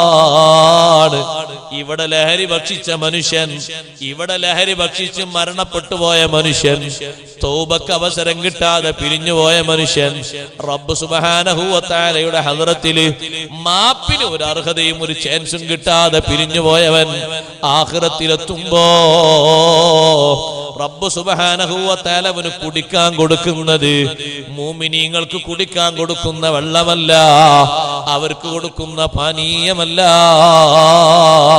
പിന്നെന്താ കുടിക്കാൻ കൊടുക്കുന്നത്? അഷ്റഫുൽ ഖൽഖ് സല്ലല്ലാഹു അലൈഹി വസല്ലം തങ്ങൾ പറഞ്ഞില്ലേ, റബ്ബ് സുബ്ഹാനഹു വ തആല അവന് കുടിക്കാൻ കൊടുക്കുന്നത് മിൻ തീനത്തിൽ ഖബാൽ,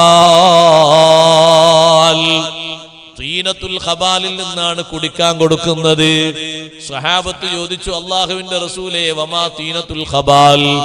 തീനത്തുൽ ഖബാൽ എന്ന വാക്കിന്റെ വിവക്ഷ എന്താണ്? തങ്ങൾ പറഞ്ഞു, സ്വദീദു അഹ്ലി ജഹന്നം, നരകക്കാരുടെ ചീഞ്ചലമാണ്.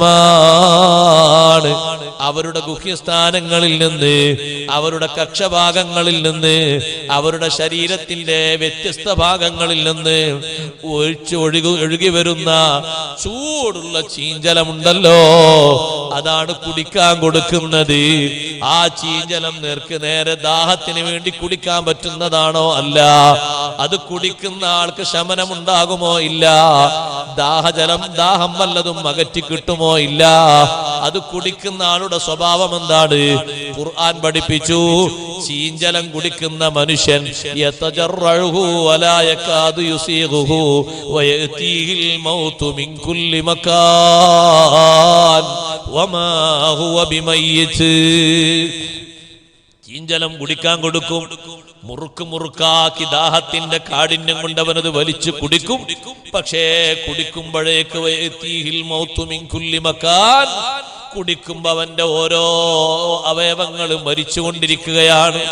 ആ ചൂടുള്ള ചീഞ്ചലം ഉള്ളിലേക്ക് എത്തുന്ന സമയത്ത് ഉള്ളു മുഴുവനും ചുട്ടുപൊള്ളുന്ന രൂപത്തിൽ തായോട്ട് കൊഴിഞ്ഞു വീഴുകയാണ്. അവന്റെ ഉള്ളു മുഴുവനും പഴുത്തുപോയി, ചൂടായിപ്പോയി, കരിഞ്ഞുപോയി. റബ്ബ് സുബ്ഹാനഹു വ തആല നമ്മുടെ ശരീരത്തിന്റെ ഉൾഭാഗത്ത് വ്യത്യസ്ത അറകൾ വെച്ചിട്ടുണ്ട്. ആ അറകൾ മുഴുവനും നിശ്ചലമായി പോയി. പക്ഷേ അതുകൊണ്ടവൻ മരിച്ചു തീരുന്നുണ്ടോ? വമാ ഹുവ ബിമയ്യിത്തിൻ, അവനൊന്നും മരിക്കുന്നുമില്ല. മരണത്തിന്റെ അതേ ഒരു പ്രതീതി എല്ലാ ഭാഗത്തുനിന്നും വന്നുപോയി. അവന്റെ കൈയും അവന്റെ കാലും അവന്റെ കൊടലും അവന്റെ വയറും അവന്റെ ശരീരത്തിന്റെ ഉൾഭാഗത്തുള്ള ആമാശയങ്ങൾ എല്ലാറ്റിനും മരണം രുചി അനുഭവിച്ചു പോയി. എന്നാലോ അവനങ്ങ് മരിക്കുന്നുമില്ല. ഈ ചീഞ്ചലമൊക്കെ കുടിക്കാൻ കിട്ടുന്ന മനുഷ്യന് വമിൻ വറാഇഹിം അദാബുൻ ഗലീദ്, അതിന്റെ അപ്പുറത്ത് ഗൗരവതരമായ ശിക്ഷ വേറെയുണ്ട്. എല്ലാം വർണ്ണിക്കാനോ വിവരിക്കാനോ കഴിയില്ല. ആഖിറത്തിലെത്തുന്ന സമയത്തുള്ള ഗതി അതാണ്. ദുനിയാവിൽ ലഹരിക്ക് അടിമപ്പെട്ട് ജീവിക്കുന്ന ആളുകൾ, പെട്ടുപോയ സഹോദരങ്ങളോട് സഹോദരിമാരോട് ഞാൻ പറയട്ടെ, പെട്ടെന്ന് തൗബ ചെയ്ത് മടങ്ങണം. മരണം വന്നാൽ കലിമ ചൊല്ലാൻ കഴിയാത്തൊരവസ്ഥ വരുന്ന സന്ദർഭമാണത്. ഹറാമായ നിലക്കുള്ള ഈ അള്ളാഹു നിഷിദ്ധമാക്കിയ നിലക്കുള്ള ഈ ലഹരി വസ്തുക്കൾ, അത് ശരീരത്തിൽ കടിക്കുന്നതാകട്ടെ, ശ്വസിക്കുന്നതാകട്ടെ, അല്ലാത്ത രൂപത്തിൽ വാസനിക്കുന്നതാകട്ടെ, ഞരമ്പിലൂടെ സുഖം ഉപയോഗിക്കുന്നതാകട്ടെ, ഏത് തരത്തിലുള്ളതാണെങ്കിലും കുല്ലു മുസ്കിരിൻ ഖംറുൻ, എല്ലാ ലഹരി പദാർത്ഥങ്ങളും അത് ഖംർ എന്നാണ് അതിന്റെ പേര്. അത് മുഴുവനും ഹറാമാണ്. ഒറ്റൊന്നും ആ വിഷയത്തിൽ ഹലാലാക്കപ്പെട്ടതില്ല. മുഅ്മിനീങ്ങൾക്ക് ഉപയോഗിക്കാൻ പറ്റുന്ന രൂപത്തിലുള്ള ഖംർ വേറെയുണ്ട്. അതിന് നല്ലോണം ക്ഷമിച്ച് സഹകരിച്ച് ജീവിക്കേണ്ടതുണ്ട്. ചുരുങ്ങിയ കാലത്തല്ലേ അല്ലാഹ് ക്ഷമിക്കാൻ പറയുന്നത്, ദീർഘിച്ച കാലമില്ലല്ലോ. മുന്നിൽ കൊണ്ടുവന്ന് വെച്ച സുഖങ്ങൾക്ക് വേണ്ടി അല്ലാഹ് നിഷിദ്ധമാക്കിയത് കഴിക്കണമെന്ന് പറയുമ്പോ കഴിക്കാതെ ശിക്ഷ ഏറ്റുവാങ്ങിയ മഹാന്മാരെ മഹതിമാരെ അറിയുമോ? യഥേഷ്ടം വാങ്ങാൻ എല്ലായിടത്തും പെർമിറ്റുണ്ട്. ആരും തടയുന്നില്ല, ആരും എതിർക്കുന്നില്ല. എതിർക്കുന്ന ആളെ പ്രത്യേകം കേസ് കൊടുത്ത് തോൽപ്പിക്കാം. അതൊക്കെ ഈ ദുനിയാവിലെ പരിമിതികളാണ്. ആഖിറത്തിലെത്തുമ്പോ അതുകൊണ്ടൊന്നും ജയിക്കൂല. യുവത്വം കഴിഞ്ഞവരോടും യുവത്വത്തിൽ നിൽക്കുന്നവരോടും ഞാൻ പറയട്ടെ, അല്ലാഹ് നിഷിദ്ധമാക്കിയ രൂപത്തിൽ എന്തെങ്കിലും ഒരു ലഹരി ഉപയോഗിച്ചോ, മരിക്കുന്ന സമയത്ത് കലിമ ചൊല്ലാൻ വലിയ പ്രയാസമാണ്. നമ്മൾ ആലോചിക്കണം, എത്രയോ ആളുകൾ കുടുങ്ങിപ്പോയ രംഗങ്ങളുണ്ട്. കുടുങ്ങാനുള്ള കാരണം അന്വേഷിച്ചു നോക്കുമ്പോ മറ്റൊന്നുമല്ല, ലഹരി ഉപയോഗിച്ചതാണ്. മരിക്കുന്ന സമയത്തുള്ള ഇടങ്ങേർ എത്രമാത്രമാണ്. ബാക്കിയുള്ള ആളുകളൊക്കെ കാണുന്നു ആ മനുഷ്യൻ ഇടങ്ങേറാകുന്നത്. ആർക്കെങ്കിലും രക്ഷപ്പെടുത്താൻ കഴിയുമോ? ഏതെങ്കിലും ഒരു ആലിമിന്, ഒരു സയ്യിദിന് വന്നിട്ട് ആ സമയത്തൊന്ന് റെക്കമെൻഡ് ചെയ്ത് രക്ഷപ്പെടുത്താൻ പറ്റുമോ? അയാൾക്ക് നഷ്ടപ്പെട്ടുകൊണ്ടിരിക്കുന്ന ഈമാന് മാറ്റുകൂട്ടി കൊടുക്കാൻ കഴിയുമോ? കലിമയെല്ലാം കഴിയാതെ തത്തിക്കളിക്കുന്ന നാവിന് ഒന്ന് ഉറപ്പ് നൽകാൻ പറ്റുമോ? മനസ്സിനല്ലേ ഹിമ്മത്ത് വേണ്ടത്, നാവ് കൊണ്ടല്ലേ കലിമ ചൊല്ലേണ്ടത്. ചൊല്ലാനാ നാവിന് ശുദ്ധി വേണ്ടേ? ചൊല്ലാനാ കൽബിന് ഹിമ്മത്ത് വേണ്ടേ? രണ്ടും നഷ്ടമായി പോയി. നിങ്ങളൊക്കെ പലപ്പോഴും കേട്ട ചരിത്രമല്ലേ ഫുളൈൽ ഇബ്നു ഇയാദ് റളിയല്ലാഹു അൻഹുവിന്റെ ശിഷ്യന്റെ ചരിത്രം. ഞാൻ നീട്ടിപ്പരത്തി പറയുന്നില്ല. അദ്ദേഹം ഒരു പണ്ഡിതനാണ്. സാധാരണക്കാരെ കഥ പിന്നെ അവിടെ ഇരിക്കട്ടെ. ചെറുപ്പക്കാരെ, രണ്ടു കൂട്ടരെയും ഈ വിഷയത്തിൽ വിളിക്കേണ്ടി വന്നത് ലഹരിക്ക് അടിമപ്പെട്ട് ജീവിക്കുന്നത് യുവാക്കൾ മാത്രമല്ലെന്ന് തെളിയിക്കപ്പെട്ടു പോയല്ലോ. യുവതികളും ആ കച്ചവടത്തിൽ മുൻപന്തിയിലാണ്. രക്ഷിതാക്കളോട് കൂട്ടത്തിൽ ഒരു കാര്യം പറയാനുള്ളത്, കയ്യിൽ വെറുതെ ഇരിക്കുന്ന പണം ഒരൊറ്റ യുവാവിന്റെയും യുവതിന്റെയും കയ്യിൽ കൊടുക്കാൻ പാടില്ല. കൊടുക്കാൻ പാടില്ല. കൃത്യമായ പണം മാത്രം. ഒരൊറ്റ കാശും കൊടുക്കാൻ പാടില്ല. അവരെ കയ്യിൽ അത് ഡെപ്പോസിറ്റ് വന്നാൽ പലതിനും തോന്നിപ്പിക്കും. ആദ്യഘട്ടത്തിൽ ചെറുത്, പിന്നെ അതിന്റെ മേലെ, പിന്നെ അത് തിരുത്താൻ കഴിയാത്ത രൂപത്തിലായി മാറും. ഒരു ചികിത്സാ വേദികളിൽ കൊണ്ടുപോയിട്ടും ചികിത്സിച്ച് മാറ്റാൻ പറ്റാത്ത രൂപത്തിൽ അതിന് അഡിക്റ്റായി പോകും. ഇതിനാദ്യം നിയന്ത്രിക്കേണ്ടത് സമ്പത്ത് അവരുടെ കയ്യിൽ വിട്ടുകൊടുക്കുന്നതാണ്. സ്കൂളിലേക്ക് ആവശ്യമുണ്ട്, കോളേജിലേക്ക് പോകാൻ ആവശ്യമുണ്ട്. 25 രൂപ 30 രൂപ അങ്ങോട്ടും ഇങ്ങോട്ടുള്ള വാഹനത്തിന്റെ ചെലവ് അത്രമാത്രമേ കൊടുക്കാവൂ. അവിടെ നമ്മൾ സ്നേഹിച്ചുകൊണ്ട് 100 150 ഒരു 10 രൂപ സ്നേഹം കൊണ്ട് ഏറെക്കൊടുത്താൽ 5 ദിവസമാകുമ്പോൾ 50 രൂപയായി, 10 ദിവസമാകുമ്പോൾ 100 രൂപയായി. കയ്യിലിരിക്കുന്ന 100 രൂപ എന്ത് ചെയ്യണമെന്ന് തൊട്ടടുത്ത ബെഞ്ചിലിരിക്കുന്ന കൂട്ടുകാരി പറഞ്ഞു കൊടുക്കും. ഒരാസ്വദിക്കുന്ന ദുഷിച്ച ആസ്വാദനങ്ങളിലേക്ക് നമ്മുടെ മക്കളെ വലിച്ചേച്ചു കൊണ്ടുപോകും. ഈ കയ്യിലിരിക്കുന്ന പണമാണ് അതിന്റെ ഏറ്റവും പ്രധാനപ്പെട്ട ഹേതുവായി മാറുന്നത്. മനുഷ്യൻ മൊത്തത്തിൽ ദുഷിക്കുന്നതിന് ഐശ്വര്യം കൊണ്ടാണെന്ന് ഖുർആൻ പറഞ്ഞില്ലേ? കല്ലാ ഇന്നൽ ഇൻസാന ലയത്ഗാ അർആഹു ഇസ്തഗ്നാ. മനുഷ്യൻ വഴിവിട്ടുപോയി, അബദ്ധസഞ്ചാരിയായി പോയി. അർആഹു ഇസ്തഗ്നാ, മനുഷ്യന് തോന്നിപ്പോയി സ്വന്തം കാലിൽ നിൽക്കാനായിട്ടുണ്ട്, എനിക്കാരെയും ആശ്രയിക്കാതെ ജീവിക്കാനായിട്ടുണ്ട് എന്ന ഒരു ചിന്ത വന്നതോടുകൂടെ മനുഷ്യൻ അബദ്ധസഞ്ചാരിയായി പോയി.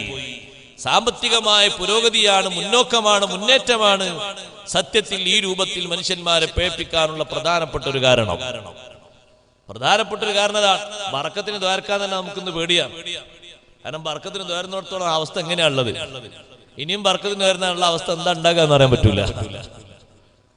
നമ്മുടെ കുട്ടികളെ കയ്യിൽ ഏൽപ്പിക്കുന്നതിന് നിയന്ത്രണം വേണം. സ്നേഹം കൊണ്ട് ഇഷ്ടം പോലെ അങ്ങ് ഏൽപ്പിച്ചു കൊടുക്കരുത്. വിദേശ രാഷ്ട്രങ്ങളിലും വിദൂര രാജ്യങ്ങളിലും പഠിക്കാൻ വേണ്ടി വിടുന്ന മക്കളെ അവിടെയുള്ള ഇസ്ലാമിക് ഹോസ്റ്റലുകളുമായി ബന്ധപ്പെടുത്തിയിട്ട് വേണം നമ്മൾ പഠിപ്പിക്കാൻ. സഹോദരങ്ങളെ, എത്ര മെട്രോ നഗരങ്ങളിലാണ് കുട്ടികൾ പഠിക്കുന്നതെങ്കിലും, എത്രയും വലിയ അന്താരാഷ്ട്ര സിറ്റികളിലാണ് പഠിക്കുന്നതെങ്കിലും, ഉയർന്ന ബിരുദവും മാർക്കും ലഭിക്കുന്ന കോളേജുകളിലാണ് പഠിക്കുന്നതെങ്കിലും അവിടെയെല്ലാം ഇത് നിയന്ത്രിക്കാൻ കഴിയാതെ പോയിട്ടുണ്ട്. കഥകളാണ്, ചിത്രങ്ങളാണ് ഓരോ ദിവസവും വാർത്തകളായി വരുന്നത്. വലിയ വലിയ കോളേജുകളിൽ നിന്ന് പിടിക്കപ്പെടുന്ന സാഹചര്യങ്ങളാ വരുന്നത്. ആ കുട്ടി 5 കൊല്ലം 6 കൊല്ലം ഉന്നത ബിരുദത്തിന് വേണ്ടി പഠിച്ച അവന്റെ കൂട്ടുകാർ മുഴുവനും ഇതിന്റെ കണ്ണികളായി പിടിക്കപ്പെട്ടു എന്നുള്ള രൂപമാണ് വരുന്നത്. നമ്മൾ കൊണ്ടുപോയി ചേർത്തിയത് അവിടെയാണ്.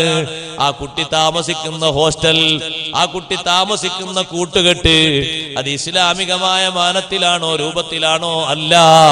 നിസ്കാരം തീരെയില്ല. റമദാനാണെങ്കിലോ പഠനമുണ്ട്, നോമ്പില്ല. പിന്നെ നടക്കുന്ന എല്ലാ അനാവശ്യങ്ങളിലും പങ്കാണ്. ആ നാട്ടിലും നാട്ടിന്റെ പുറത്തും നടക്കുന്ന എന്തെല്ലാം അനാചാരങ്ങളുണ്ടോ, അനാവശ്യ പ്രവർത്തനങ്ങളുണ്ടോ, കൂട്ടുകാരോടൊപ്പം നമ്മുടെ മകനും മെമ്പറാണ്.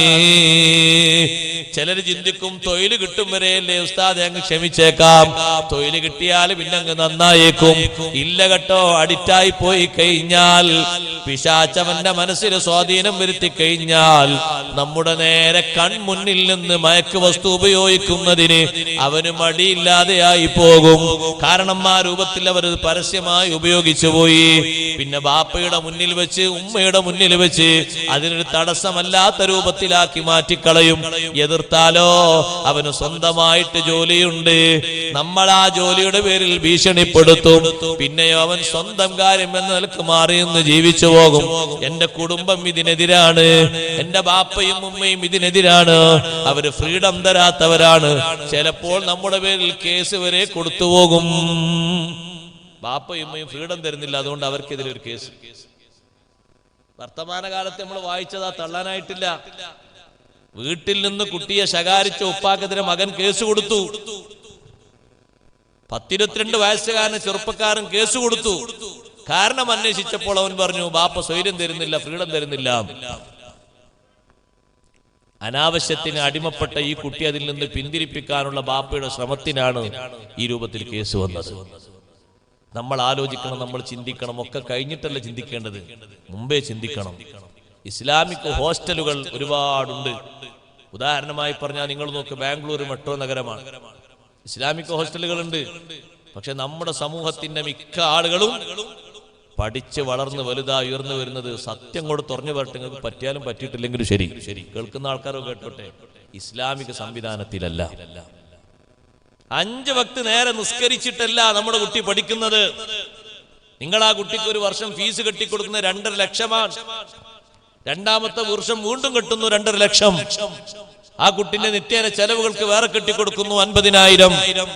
ഹോസ്റ്റലിൽ അവിടെ കൊണ്ടുപോയി അടച്ചു കൊടുക്കുന്നു. ബാധ്യത തീരുമോ? ആ കുട്ടിയെ വിടുന്നത് നരകത്തിലേക്കാണോ സ്വർഗത്തിലേക്കാണോ നമ്മൾ വിടുന്നത്? നമ്മളാണോ ഇതിന്റെ ആളുകൾ എന്നുകൂടി ചിന്തിക്കേണ്ടതില്ലേ? ആലോചിക്കേണ്ടതില്ലേ ഉപ്പമാരെ? നല്ലോണം ചിന്തിക്കണം, നെഞ്ഞത്ത് കൈവച്ച് ചിന്തിക്കണം. ഒരു ഡിഗ്രിയുടെ തലം വരെ കുട്ടിയെ എങ്ങനെയെങ്കിലൊക്കെ ഉന്തിത്തള്ളി എത്തിക്കുക എന്നുള്ളതല്ല ബാധ്യത.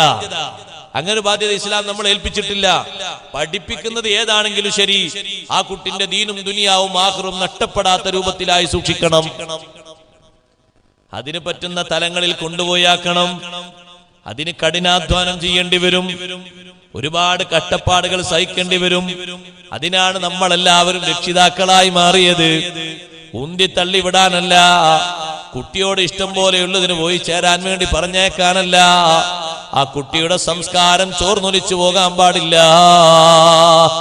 5 വർഷം കഴിഞ്ഞ് തിരികെ വരുന്ന കുട്ടിക്ക് 10ാം ക്ലാസ് വരെ നാട്ടിൽ പഠിച്ചപ്പോൾ ആ കുട്ടിക്ക് നിസ്കാരമുണ്ട്, നോമ്പുണ്ട്, അനാവശ്യ കുറ്റകൃത്യങ്ങളൊന്നും ആ കുട്ടിയിലില്ല. അന്വേഷിച്ചു നോക്കി ബാപ്പ കൂട്ടുകാരോട് സ്വകാര്യമായി സോപ്പിട്ട് ചോദിച്ചു നോക്കി. സ്കൂളിൽ പഠിക്കുന്ന കുട്ടികൾ പറഞ്ഞു ഇല്ല. പലരും അതിലേക്ക് പോയാലും നിങ്ങളെ മോനതിലില്ല. ആ SSLCക്ക് ശേഷം കുട്ടിയെ ഒന്ന് കരകയറ്റി. നല്ല ലക്ഷ്യമാണ് രക്ഷിതാവിനുള്ളത്, പക്ഷേ ആ ലക്ഷ്യത്തിന്റെ കൂടെ അധ്വാനം കുറഞ്ഞുപോയി, ചിന്തക്ക് കുറച്ച് കുറവ് വന്നുപോയി. കൊണ്ടുപോയി ചേർത്തി. അവിടെ ആ ഹോസ്റ്റലിൽ കുട്ടി താമസിക്കുമ്പോ 6 മാസം കഴിഞ്ഞ് ഒരാഴ്ചത്തെ ലീവിന് കുട്ടി നാട്ടിലെത്തി. ബാപ്പ ചോദിക്കുന്നു, എടാ മോനെ, ജുമഅക്ക് പോകാനൊക്കെ സൗകര്യമുണ്ടോ? അടുത്ത് പള്ളി 5 കിലോമീറ്റർ അകലെയാണ്, ഞങ്ങൾ റൂമിൽ നിന്ന് നിസ്കരിക്കാറാണ്. നമ്മുടെ പൊന്നുമോന്റെ മറുപടിയാണിത്. കേട്ടിട്ട് സഹിക്കാൻ പറ്റുമോ ഉപ്പമാരെ? കേട്ടു നിന്ന് കൊടുത്ത് സമ്മതം മൂളുന്നുണ്ടോ നിങ്ങള്? സാരമില്ലെന്നാണോ പറയുന്നത്? ജുമുഅ നിസ്കരിക്കണ്ടെന്നാണോ പറയുന്നത്? നമ്മളെ ഈമാൻ ആദ്യം പരിശോധിക്കണം, എന്നിട്ട് കുട്ടിയുടെ ഈമാൻ പരിശോധിക്കാം. 5 കിലോമീറ്റർ അകലെയാണ്, ദൂരത്താണ് ജുമുഅക്ക് പോകേണ്ട സ്ഥലം. റൂമിലുള്ള ആളുകൾ ആരും പോകാറില്ല. കുറെ കുട്ടികൾ ഇവിടുത്തുണ്ട്, മലപ്പുറത്തുള്ള കുട്ടികളുണ്ട്, കോഴിക്കോട്ടുള്ള കുട്ടികളുണ്ട്. ആരും പോകല്ല മോനെ, ആരും പോകല്ല. അതുകൊണ്ട് ഞാനും പോകല്ല. പിന്നെ ആ കുട്ടിക്ക് വസൂല് കൊടുത്തിട്ടാണ് ഒരാഴ്ചക്ക് നമ്മൾ പറഞ്ഞേക്കുന്നത്. ഞാനീ പറയുന്ന സത്യം അല്ലെങ്കിൽ നിങ്ങൾ പറഞ്ഞോളി. ചൂണ്ടിക്കാണിച്ചിട്ടുണ്ടെങ്കിൽ നിങ്ങൾ എന്നെ വണ്ടിക്കുരിടത്ത് കൊണ്ടുപോയാൽ മതി, ഞാൻ കാണിച്ചു തരാം.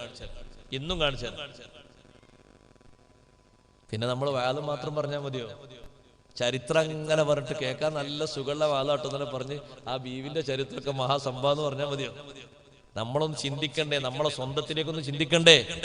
സ്വന്തം വീട്ടിലേക്കും കുടുംബത്തിലേക്കും ഒന്ന് ആലോചിക്കണ്ടേ? 5 വർഷമാണ് ഈ കുട്ടി അവിടെ ബിരുദത്തിനും ബിരുദാനബിരുദത്തിനും പഠിക്കണം. പക്ഷെ പഠിക്കുമ്പോ ആ കുട്ടിക്ക് ഇസ്ലാമികമായിട്ടുള്ള ഖൈറാത്തുകളൊന്നും മുടങ്ങാൻ പാടില്ല. അതൊരു കണ്ടീഷനാണ്. ഒന്നും മുടങ്ങാൻ പാടില്ല. ജോലിക്ക് പോകുന്ന ആളുകളോട് സ്വഹാബത്ത് പറഞ്ഞിട്ടുണ്ടല്ലോ, ജോലിക്ക് പോയിക്കോളൂ, പ്രശ്നമൊന്നുമില്ല. പക്ഷെ നിസ്കാരം മുടങ്ങാൻ പാടില്ല. ആടിനെ മേച്ചിരുന്ന സ്വഹാബത്തില്ലേ, ഒട്ടകത്തെ മേച്ചിരുന്ന സ്വഹാബത്തില്ലേ, കൃഷി ചെയ്തിരുന്ന സ്വഹാബത്തില്ലേ, അവരോടൊക്കെ അഷ്റഫുൽ ഖൽഖ് റസൂലുള്ളാഹി സ്വല്ലല്ലാഹു അലൈഹി വസല്ലം തങ്ങൾ നിർദ്ദേശം, നിങ്ങൾ കുന്നിൻ മുകളിലാകുമ്പോൾ ജമാഅത്തിന് ഇങ്ങോട്ട് വരാൻ നിങ്ങൾക്ക് പ്രയാസമാണെങ്കിൽ അവിടെ വെച്ച് നിസ്കരിക്കണം. ഉറക്കെ നിങ്ങൾ വാങ്ങുകൊടുക്കണം. നിങ്ങളെ കൂട്ടത്തിൽ മുതിർന്ന ആൾ ഇമാമത്ത് നിൽക്കണം. എന്നിട്ട് അവിടുന്ന് ജമാഅത്തായി നിസ്കരിക്കണം. നിങ്ങളെ ജോലി ഒരിക്കലും നിസ്കാരത്തിന് തടസ്സമാകരുത്. കച്ചവടം ഒരിക്കലും നിസ്കാരത്തിന് തടസ്സമാകരുത്. യാത്ര ഒരു നിലക്കും നിസ്കാരത്തിന് തടസ്സമാകരുത്. പഠനവും നിസ്കാരത്തിന് തടസ്സമായി കൂടാ. നമ്മളെ പൊന്നുമോന് വന്ന് പറഞ്ഞ ഈ വാക്കിന് രക്ഷിതാവിന് എന്ത് പറയാനുണ്ട്? രക്ഷിതാവ് ചിന്തിക്കുന്നത് ആരോടും മിണ്ടണ്ട, ആരോടും പറയണ്ട. 2.5 ലക്ഷം കിട്ടിയതല്ലേ ഇക്കൊല്ലത്തേക്ക് വേണ്ടി, കുട്ടി പഠിച്ചോട്ടെ, അടുത്തൊരു കൊല്ലം കൂടി ഉള്ളൂ, സഹിക്കാൻ പറ്റുമോ?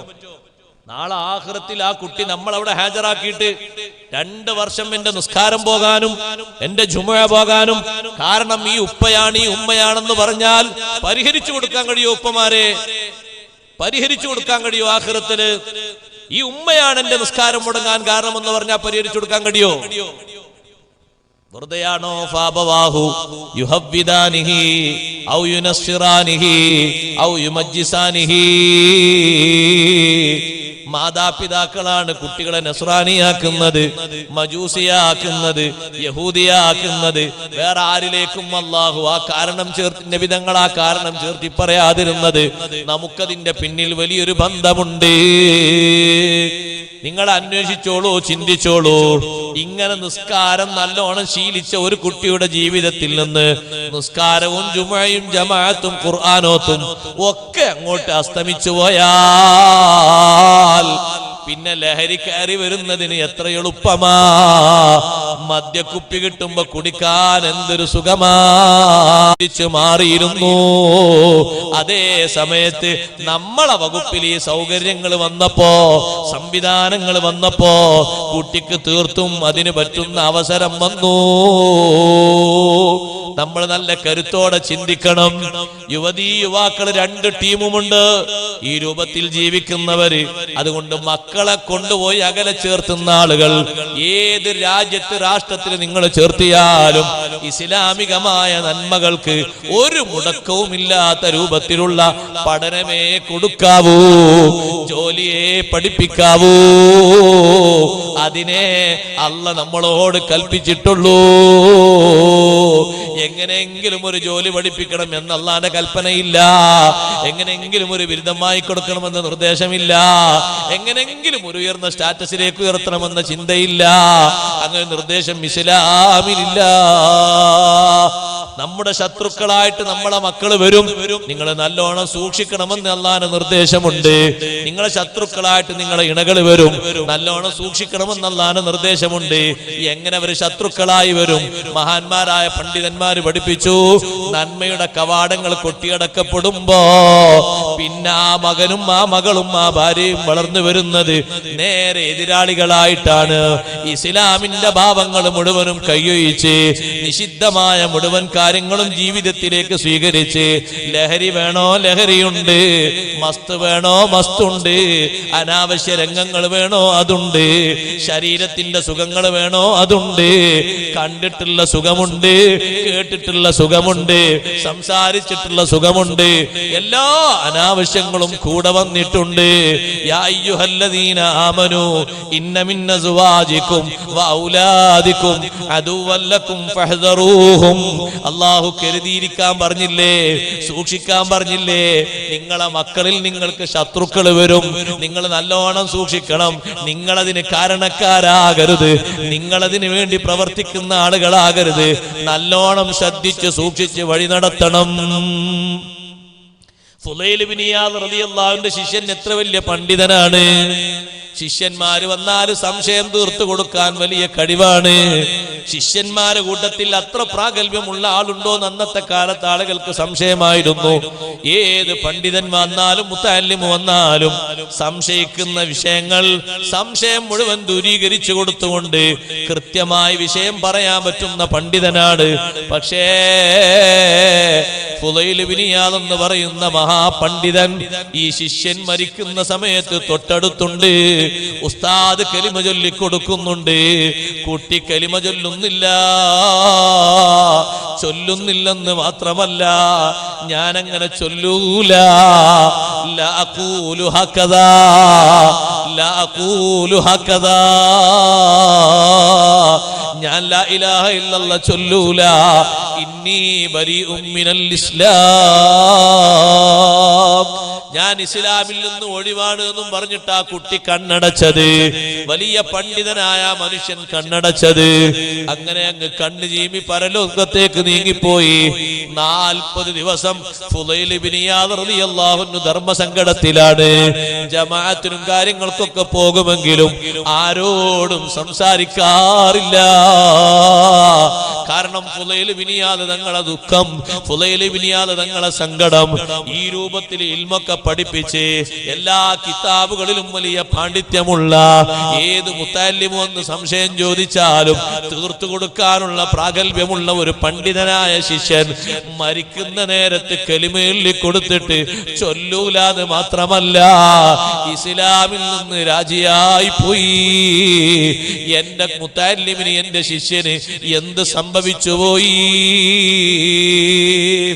40 ദിവസം ഈ വിഷയത്തിൽ മഹാനവറുകൾ വലിയ സങ്കടത്തിലാണ്. ആരോടും സംസാരമില്ലാത്ത രൂപത്തില് ആ ഒരു ശിഷ്യന് സംഭവിച്ച ഒരു വലിയ ദുർഗതിയെ പറ്റി ചിന്തിക്കുന്നു. അതിനുശേഷം ഒരിക്കൽ ശിഷ്യനെ കണ്ടപ്പോ ആ ശിഷ്യനെ മലക്കുകൾ പിടിച്ച് വലിച്ചു കൊണ്ടുപോകുന്നതാ കണ്ടത്. ചോദിച്ചു, വൈഹക യാ മിസ്കീൻ ബിമ നുസിഅതി മിൻകൽ മഅരിഫ, ഓ സാധുവായ മനുഷ്യ, വലിയ ആത്മജ്ഞാനം നിനക്ക് നൽകപ്പെട്ടിരുന്നല്ലോ. നിന്റെ മനസ്സിൽ നിന്ന്, നിന്റെ തലച്ചോറിൽ നിന്ന്, നിന്റെ ബുദ്ധിയിൽ നിന്ന് ആ മാരിഫത്ത് മുഴുവനും എങ്ങനെയാണ് ഊരപ്പെട്ടു പോയത്? ഒരു ചെറിയ അറിവെങ്കിലും ഉണ്ടെങ്കിൽ, ബോധമുണ്ടെങ്കിൽ കലിമ ചൊല്ലൂലേ? ഇസ്ലാമിലായിട്ട് നീ മൗത്താകൂലേ? കുട്ടി പറഞ്ഞു, ഉസ്താദേ, ശിഷ്യനായ പണ്ഡിതൻ പറഞ്ഞു, ഉസ്താദേ, എന്റെ ജീവിതത്തിൽ 3 കാര്യങ്ങൾ സംഭവിച്ചിട്ടുണ്ട്. ആ 3 വിഷയങ്ങളെ കൊണ്ട് അള്ളാഹു എനിക്ക് നൽകിയ മാരിഫത്ത്, അള്ളാഹു എനിക്ക് നൽകിയ ആത്മജ്ഞാനം, റബ്ബിന്റെ ദീനിനെ കുറിച്ച്, ഖുർആനിനെ കുറിച്ച്, ഇസ്ലാമികമായ ദർശനങ്ങളെ കുറിച്ചുള്ള അറിവൊക്കെ ഉണ്ടല്ലോ, അതിന്റെ സ്വാധീനം മുഴുവനും തകർന്നു തരിപ്പണമായി പോയി. ഒന്നാമത്തെ കാര്യം, വർഷത്തിൽ ഒരു ദിവസം എന്റെ ശരീരത്തിൽ ഉണ്ടായിരുന്ന ഒരു രഹസ്യ രോഗത്തിന് വേണ്ടി ഒരു വൈദ്യന്റെ നിർദ്ദേശപ്രകാരം വർഷത്തിൽ ഒരിക്കൽ മാത്രം ഒരു കൃത്യമായ അളവിൽ മദ്യപാനം നടത്തിയിരുന്നു.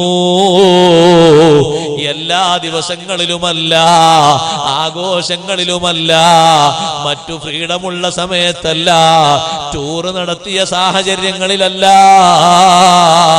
ശരീരത്തിലുള്ള ഒരു രോഗത്തിന് വൈദ്യൻ പറഞ്ഞു കൊടുത്തൊരു ചികിത്സാ നിർദ്ദേശം പ്രകാരം പാലിച്ച് ഒരിക്കൽ മാത്രം ഒരളവിൽ മാത്രം മദ്യപാനം നടത്തിയിരുന്നു. അതുകൊണ്ട് എനിക്ക് നല്ല ആശ്വാസം രോഗത്തിന് കിട്ടിയിരുന്നു. രോഗത്തിന്റെ ചികിത്സക്ക് വേണ്ടിയാണ് സഹോദരങ്ങളെ അത് നടത്തിയത്. സത്യത്തിൽ ഖംറിൽ ഒരു ചികിത്സയും ഇല്ലെന്ന് സയ്യിദുനാ മുഹമ്മദുർ റസൂലുള്ളാഹി സല്ലല്ലാഹു അലൈഹി വസല്ലം തങ്ങൾ പഠിപ്പിച്ചിട്ടുണ്ട്. ഖംറിൽ ഒരു രോഗത്തിനും ചികിത്സയില്ല, അതിലൊരു രോഗത്തിനും മരുന്നില്ല. പക്ഷേ വൈദ്യൻ അങ്ങനെ നിർദ്ദേശിച്ചപ്പോ രഹസ്യമായി ഞാൻ അങ്ങനെ ചെയ്തു പോയി. നമ്മൾ ആലോചിക്കണം, കൂട്ടുകാരുടെ കൂടെ കൂടുമ്പോഴല്ല, ഒരു സൽക്കാരം കിട്ടുമ്പോഴല്ല, ഒരു പാർട്ടി അടിക്കുമ്പോഴല്ല, ഒരു യാത്ര പോകുമ്പോഴല്ല, വർഷത്തിൽ എന്തെങ്കിലും പുതിയ ആഘോഷങ്ങളോ പുതുവത്സരങ്ങളോ വരുമ്പോഴല്ല, ഒരു നിശ്ചിത കാരണത്തിന് വേണ്ടി, രോഗശമനത്തിന് വേണ്ടി, അതും വർഷത്തിൽ ഒരു തവണ മാത്രം ഉപയോഗിച്ചതുകൊണ്ട് കലിമ ചൊല്ലിയില്ല എന്ന് മാത്രമല്ല, ഇസ്ലാമിൽ നിന്ന് രാജിയായി പോയി. അല്ലാഹു നമ്മളെ കാത്തുരക്ഷിക്കട്ടെ, അല്ലാഹു നമ്മളെ കാത്തുരക്ഷിക്കട്ടെ, നമ്മുടെ യുവതി യുവാക്കൾ അല്ലാഹു കാത്തുരക്ഷിക്കട്ടെ. നല്ലോണം നമ്മൾ ആലോചിക്കണം. ഒരിക്കൽ പോലും നുണയാൻ പറ്റാത്ത, മൂത്രം കുടിക്കേണ്ട സാഹചര്യം വന്നാൽ പോലും, കാഷ്ടം കഴിക്കേണ്ട സാഹചര്യങ്ങൾ വന്നാൽ പോലും കുടിക്കാൻ തയ്യാറാകാത്ത രൂപത്തിൽ മഹാന്മാര് മാറ്റിവെച്ചതാണ് ഖംർ എന്ന് പറയുന്നത്, ലഹരി എന്ന് പറയുന്നത്. വേറെന്തും വേണമെങ്കിൽ കഴിക്കാം, വേറെന്തും വേണമെങ്കിൽ കുടിക്കാം, പക്ഷെ ഇത് കുടിക്കാൻ പറ്റൂല, ലഹരി ഉപയോഗിക്കാൻ കഴിയൂല. ചികിത്സക്ക് വേണ്ടി അല്പം ലഹരി തരട്ടെ എന്ന് ചോദിച്ചപ്പോ മയക്കാൻ വേണ്ടിയിട്ട് കാല് ഓപ്പറേഷൻ ചെയ്യാണ്, അതുകൊണ്ട് നിങ്ങളെ വേദന അറിയാതിരിക്കാൻ വേണ്ടിയിട്ട് ഒരല്പം മയക്ക് വസ്തു തരട്ടെ എന്ന് ചോദിച്ചു ബഹുമാനപ്പെട്ട അബുല്ലാലിയ റളിയല്ലാഹു അൻഹുവിനോട്. കാല് മുറിച്ചു മാറ്റാൻ നമ്മൾ ഇന്നത്തെ പോലുള്ള അനസ്തേഷ്യനൊന്നും അന്നില്ല. അപ്പൊ അല്പം ഒന്ന് മയക്ക് വസ്തു തരട്ടെ എന്ന് വെച്ചപ്പോ മഹാനവറുകൾ പറഞ്ഞു, നിങ്ങൾ എന്ത് മയക്ക് വസ്തു ഒന്ന് കുടിപ്പിച്ചാലും എന്റെ ബുദ്ധി മാറ്റാൻ കഴിയൂല. ഞാൻ അറിയുന്നത് അങ്ങക്ക് വിഷമെങ്കിൽ ഒരു കാര്യം ചെയ്തോളി. ഞാൻ ഈ വേദന അറിയുന്നതാണോ നിങ്ങൾക്ക് വിഷമം, ഒരു ഖുർആൻ ഓതുന്ന നല്ലൊരു ഖാരിഇനെ കൊണ്ടുവന്നോളൂ. അതൊക്കെയാണ് യുവാക്കളെ ലഹരി. ഒരു ഖാരിഇനെ കൊണ്ടുവരൂ, നല്ലോണം ഓതാൻ അറിയുന്ന ഒരു ഖാരിഇനെ കൊണ്ടുവന്ന് എന്റെ മുന്നിൽ ഹാജരാക്കി അങ്ങ് ഓദിക്കൂ. ഖുർആനോത്തിന് ഞാനങ്ങ് ലയിക്കുമ്പോ എന്റെ രോമങ്ങളൊക്കെ എടുത്തു പിടിച്ച് നിൽക്കുന്നത് നിങ്ങൾക്ക് കാണാം, എന്റെ കവള് തുടിച്ചു നിൽക്കുന്നത് നിങ്ങൾക്ക് കാണാം, എന്റെ ശരീരത്തിലുള്ള വല്ലാത്ത ആനന്ദവും ആസ്വാദനവും നിങ്ങൾക്ക് കാണാം. അപ്പൊ നിങ്ങൾ എന്റെ കാലങ്ങ് മുറിച്ചു മാറ്റിക്കോ, വേദന ഞാൻ അറിയൂല. അങ്ങനെയാണ് അബുല്ലാലി റളിയല്ലാഹു അൻഹുവിന് വേദന അറിയാതിരിക്കാൻ വേണ്ടി വൈദ്യന്മാര് നിർദ്ദേശിച്ചതല്ല മഹാനവറുകൾ സ്വീകരിച്ചത്. മഹാനവറുകൾക്കൊരു ലഹരിയുണ്ട്, മഹാനവറുകൾക്കൊരു മസ്തുണ്ട്. അത് ഖുർആനിന്റെ ഓത്ത് കേട്ടിട്ട് ഖുർആൻ ഓതിയിട്ടുള്ളൊരു ലഹരിയാണ്, ഖുർആൻ ഓതിയിട്ടുള്ളൊരു ആസ്വാദനമാണ്.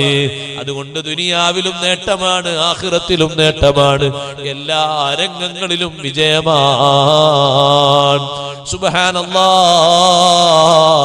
ഫുളൈൽ ഇബ്നു ഇയാദ് തങ്ങളെ ശിഷ്യന് കലിമ ചൊല്ലാതിരിക്കാനുള്ള കാരണം പറഞ്ഞപ്പോ വർഷത്തിൽ വൈദ്യന്റെ നിർദ്ദേശപ്രകാരം ഒരു തവണ മാത്രം മദ്യം കഴിച്ചു എന്നൊരു കാരണം പറഞ്ഞില്ലേ? ഞാൻ എന്റെ സ്നേഹിതന്മാരോട് പറയട്ടെ, എന്റെ ചെറുപ്പക്കാരികളോട് പറയട്ടെ, എത്ര ആസ്വാദനമാണ് പലരും ആ ലഹരിയുടെ പേരിൽ പുറത്തേക്ക് പുറന്തള്ളുന്നത്, പറയുന്നത്. ആ ഒരു ആസ്വാദനം അനുഭവിച്ചാൽ വിടാൻ പറ്റൂല എന്നൊക്കെ പലരും അനുഭവങ്ങൾ പറയുന്നുണ്ടല്ലോ. എന്നാ സഹോദരങ്ങളെ, ഏറ്റവും വലിയ ആസ്വാദനത്തിന്റെ ലോകമുണ്ട്, സ്വർഗലോകം. അതേ സന്തോഷത്തോടെ, ക്ഷമയോടെ, അധ്വാനത്തോടെ അല്പമൊന്ന് നമ്മൾ കടിഞ്ഞാണിട്ടുകൊണ്ട് ശരീരത്തെ സൂക്ഷിച്ചാൽ റബ്ബ് സുബ്ഹാനഹു വ തആല ഒരുക്കിയിരിക്കുന്ന ഒരു ഖംറുണ്ട്, ലദ്ദത്തിൽ ലിശാരിബീൻ. കുടിക്കുന്നവർക്ക് ആനന്ദം മാത്രമേ ഉള്ളൂ. ലാ യുസദ്ദഊന അൻഹാ വലാ യുൻസിഫൂൻ. ലഹരി ബാധിക്കൂല, തലവേദന വരൂല, ഛർദി വരൂല, മൂത്രം ധാരാളം ഒഴിക്കാനുണ്ടാകൂല. ലാ യുസദ്ദഊന അൻഹാ വലാ യുൻസിഫൂൻ.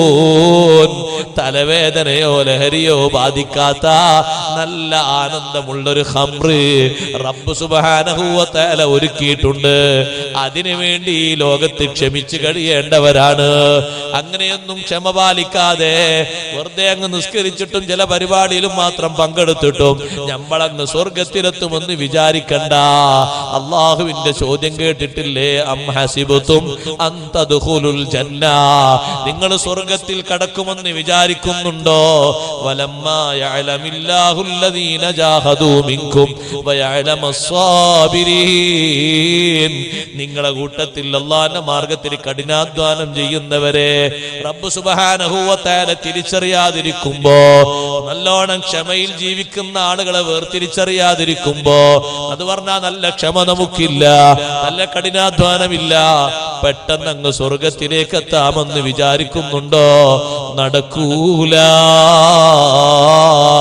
ചുരുങ്ങിയ കാലം ശരീരത്തെ തപസ്സിടണം, ക്ഷമയോടെ മുന്നോട്ട് നീങ്ങണം. അനാവശ്യങ്ങളിലേക്ക് ശരീരം എപ്പോഴും ആഗ്രഹിക്കും, അതിനുവേണ്ടിയുള്ള പദ്ധതികൾ ആവിഷ്കരിക്കും, അതിനുവേണ്ടിയുള്ള പ്രേരണകൾ ധാരാളം ഭാഗത്ത് നിന്ന് നമ്മളെ സ്വാധീനിക്കും. പക്ഷേ മഹാന്മാര് ക്ഷമിച്ചതുപോലെ, സഹിച്ചതുപോലെ, അല്ലെങ്കിൽ അതിന്റെ താഴെയായിട്ടെങ്കിലും ഒന്ന് ക്ഷമിക്കാൻ നമുക്ക് കഴിയണം. അള്ളാഹു നമുക്ക് തൗഫീഖ് നൽകട്ടെ. തങ്ങളെ ശിഷ്യന്റെ കഥ പറഞ്ഞപ്പോ 3 കാര്യങ്ങൾ പറഞ്ഞുകൊണ്ട് ബാക്കിയുള്ളവർ ചിന്തിക്കുന്നുണ്ടാവും രണ്ടെണ്ണം കൂടി ഏതാ ഉള്ളത്. ഒറ്റ വാക്കിൽ പറയാൻ നീട്ടി പറഞ്ഞാൽ നമ്മളെ വിഷയം വേറെ ആയി പോകും. രണ്ടാമത്തെ ഒരു കാര്യം, ആ പണ്ഡിതനുണ്ടായിരുന്നത്. അതും ശ്രദ്ധിക്കേണ്ടതാണ്. മരണനേരത്ത് നല്ലോണം ബുദ്ധിമുട്ടത് കൊണ്ട് രണ്ടാമതൊന്നുണ്ടായിരുന്ന നമീമത്താണ്. നമീമത്ത് ചെറിയ രോഗമൊന്നുമല്ല. അള്ളാഹു നമ്മളെ ഖൽബ് നന്നാക്കി തരട്ടെ. ഫിത്നയും ഫസാദും വളർത്തുന്ന സംസാരം ഉണ്ടാകാൻ പാടില്ല. അതാണ് നമീമത്തിന്റെ ചുരുക്കം. ഇനിയിപ്പോൾ അതിന്റെ ഡെഫിനിഷനും ആയത്തെ കൂടി പറഞ്ഞിട്ട് നിങ്ങളെ ബുദ്ധിമുട്ടാക്കുന്നില്ല. ഫിത്നയും ഫസാദും ഉണ്ടാക്കുന്ന സംസാരം അന്യോന്യം ഉണ്ടാക്കാൻ പാടില്ല. ഒരാളെ പറ്റി ഫസാദ് ഉണ്ടാകുന്ന രൂപത്തിൽ ഒരു സംസാരം നടത്തരുത്. അതാണ് നമീമത്ത്. ശിഷ്യന്മാരെ പറ്റി, ഈ ശിഷ്യന്മാരെ പറ്റി ഉസ്താദിനോട് ഒന്ന് പറയും, ഉസ്താദിനെ പറ്റി ശിഷ്യന്മാരോട് വേറൊന്ന് പറയും. അതേന്നു ഈ കെലിമ ചൊല്ലാൻ കിട്ടാത്ത ഈ പണ്ഡിതന്റെ ഒരു സ്വഭാവം. അതിന്റെ പേരാ നമീമത്ത്. അത് ചെറിയ രോഗമൊന്നുമല്ല. ചീത്ത സ്വഭാവമുള്ള ആൾക്കാരെ അടയാളങ്ങളിൽ അല്ലാഹു തആല എണ്ണിയതാണ് നമീമത്ത് എന്നുള്ളത്. മശാഇം ബിനമീം എന്ന് ഖുർആൻ പറഞ്ഞില്ലേ? ദുസ്വഭാവികളുടെ അടയാളങ്ങളിലാണ് അല്ലാഹു എണ്ണിയത്. നമീമത്തുമായിട്ട് നടക്കുന്ന ആൾക്കാർ മുഅ്മിനീങ്ങൾക്ക് ചേർന്ന ഒരു നിലക്കും ചേർന്ന സ്വഭാവമല്ല നമീമത്ത്. പരദൂഷണം മേഷണിയൊന്നും നമുക്ക് ചേർന്നതല്ല. അങ്ങനെ എന്തെങ്കിലും സംസാരിക്കുന്ന ഒരു സന്ദർഭം വന്നാൽ ഒന്നുകിൽ നമ്മൾ അവിടുന്ന് എണീറ്റ് പോകണം, അല്ലെങ്കിൽ തടയാൻ പറ്റുകയാണെങ്കിൽ തടയണം, അല്ലെങ്കിൽ നിർത്തണം എന്ന് അവരോട് താക്കീത് ചെയ്ത് പറയണം. വേറൊന്നും സംസാരിക്കാനില്ലേ എന്ന് പറയണം. ഫിത്നയും ഫസാദ് ഉണ്ടാക്കുന്ന രൂപത്തിൽ സംസാരങ്ങൾ പാടില്ല. നമ്മളെ അമലും നമ്മുടെ ഈമാനൊക്കെ പൊളിഞ്ഞു പോയതുകൊണ്ട് അതും ഒരു കാരണം തന്നെയാണ്. 3 കാരണങ്ങളുണ്ട് എന്ന് പറഞ്ഞല്ലോ. രണ്ടാമത്തെ ഒരു കാരണമാണ്. മൂന്നാമത്തെ കാരണം ശിഷ്യന്മാരോട് വലിയ അസൂയയായിരുന്നു ഉസ്താദിന്റെ ശിഷ്യന്മാരോട്. ഉസ്താദിന്റെ ശിഷ്യന്മാരെ മുന്നിൽ ഞാനാകണം ഏറ്റവും അടുത്ത ആള്. വേറെ ആരും ഉസ്താദിന്റെ അടുക്കൽ കൂടുതൽ സ്ഥാനമുള്ള ആളാകാൻ പാടില്ല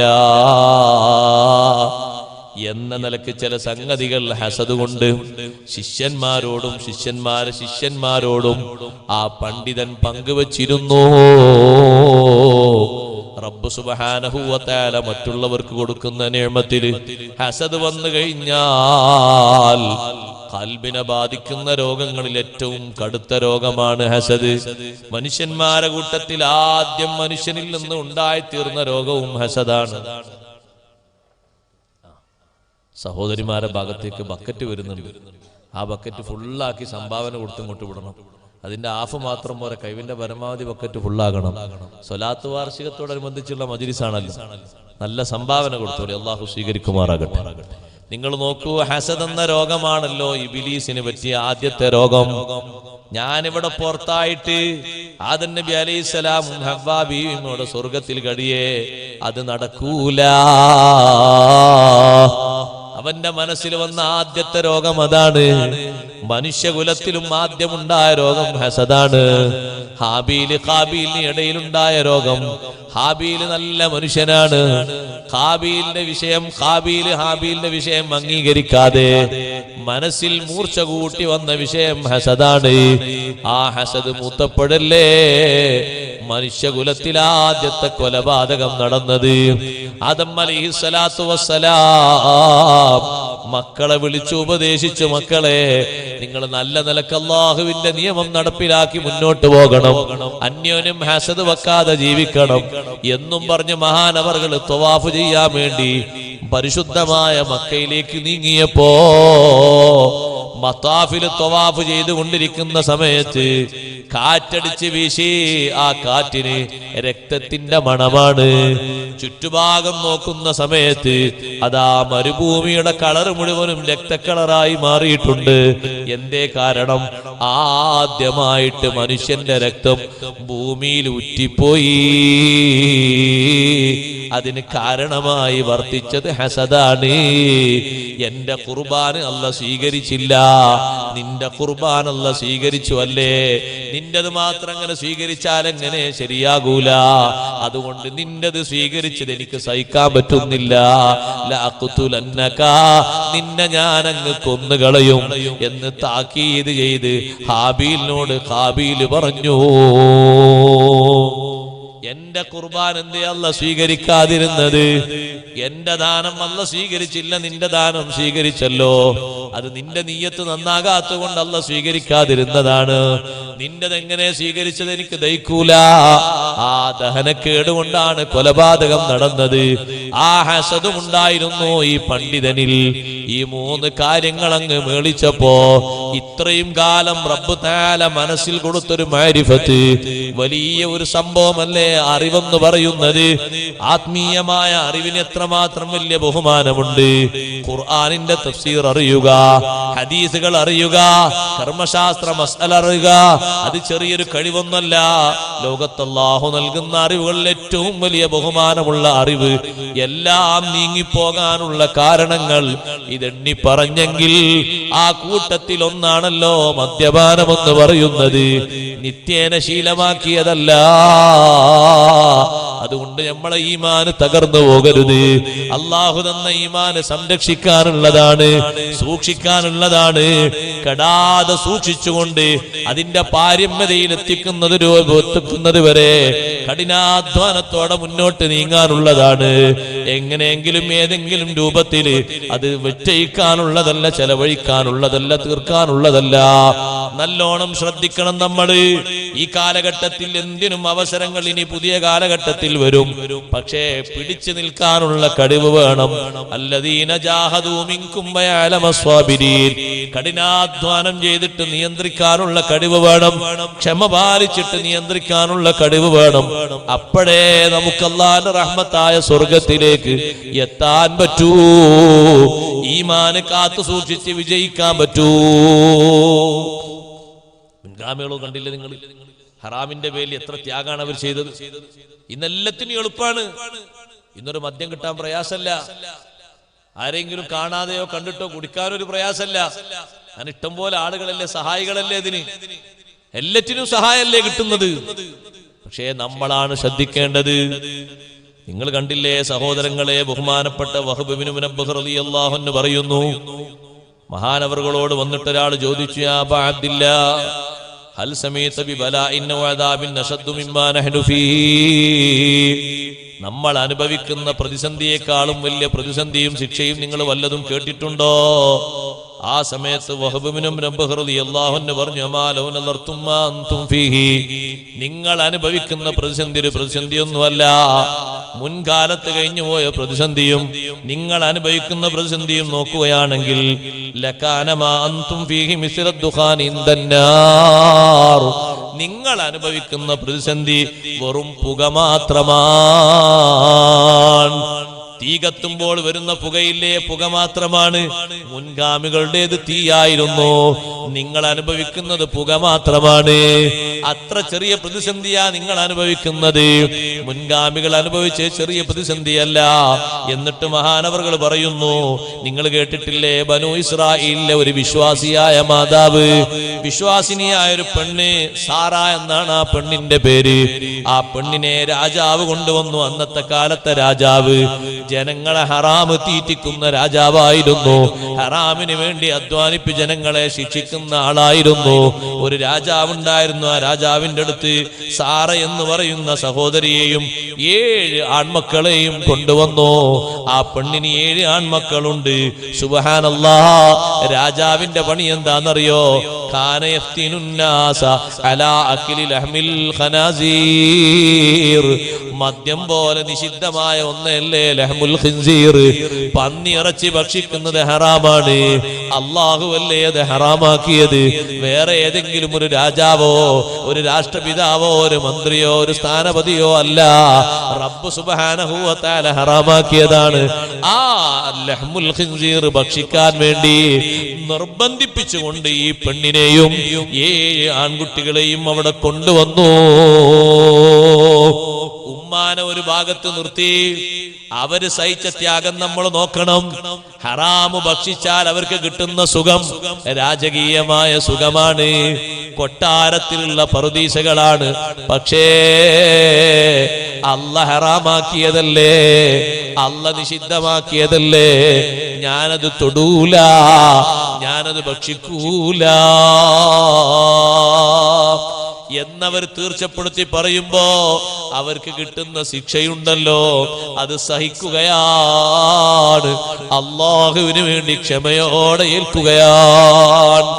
മൂത്ത മകനെ, വലിയ മകനെ കൊണ്ടുവന്നു. എന്നിട്ട് ആ മകന്റെ അടുത്തേക്ക് പന്നി ഇറച്ചിയുടെ പാത്രം അടുപ്പിച്ചു വെച്ചു. രാജാവ് പറഞ്ഞു, കുൽ, നീ അതിൽ നിന്ന് തിന്നണം.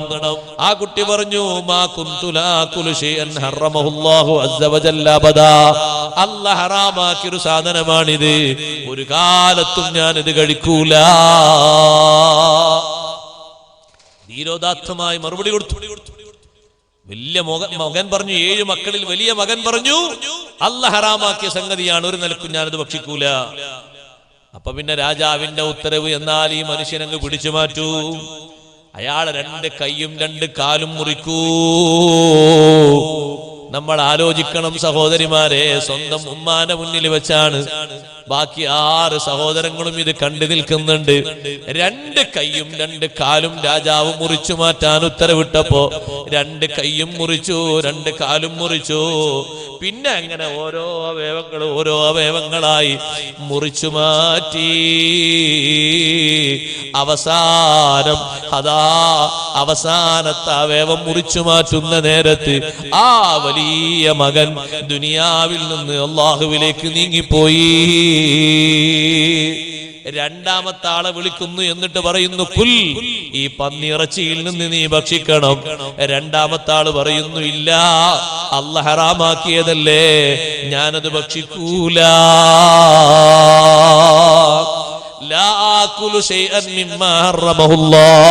അവരെ മുദ്രാവാക്യം അതാണ്. സ്വന്തം ഉമ്മാന്റെ മനസ്സിന് സന്തോഷമാണ്. മക്കളെ ഈമാൻ, ഇഖ്ലാസ് പ്രതിസന്ധി ഘട്ടത്തിലും അവര് പണയം വെച്ചില്ലല്ലോ.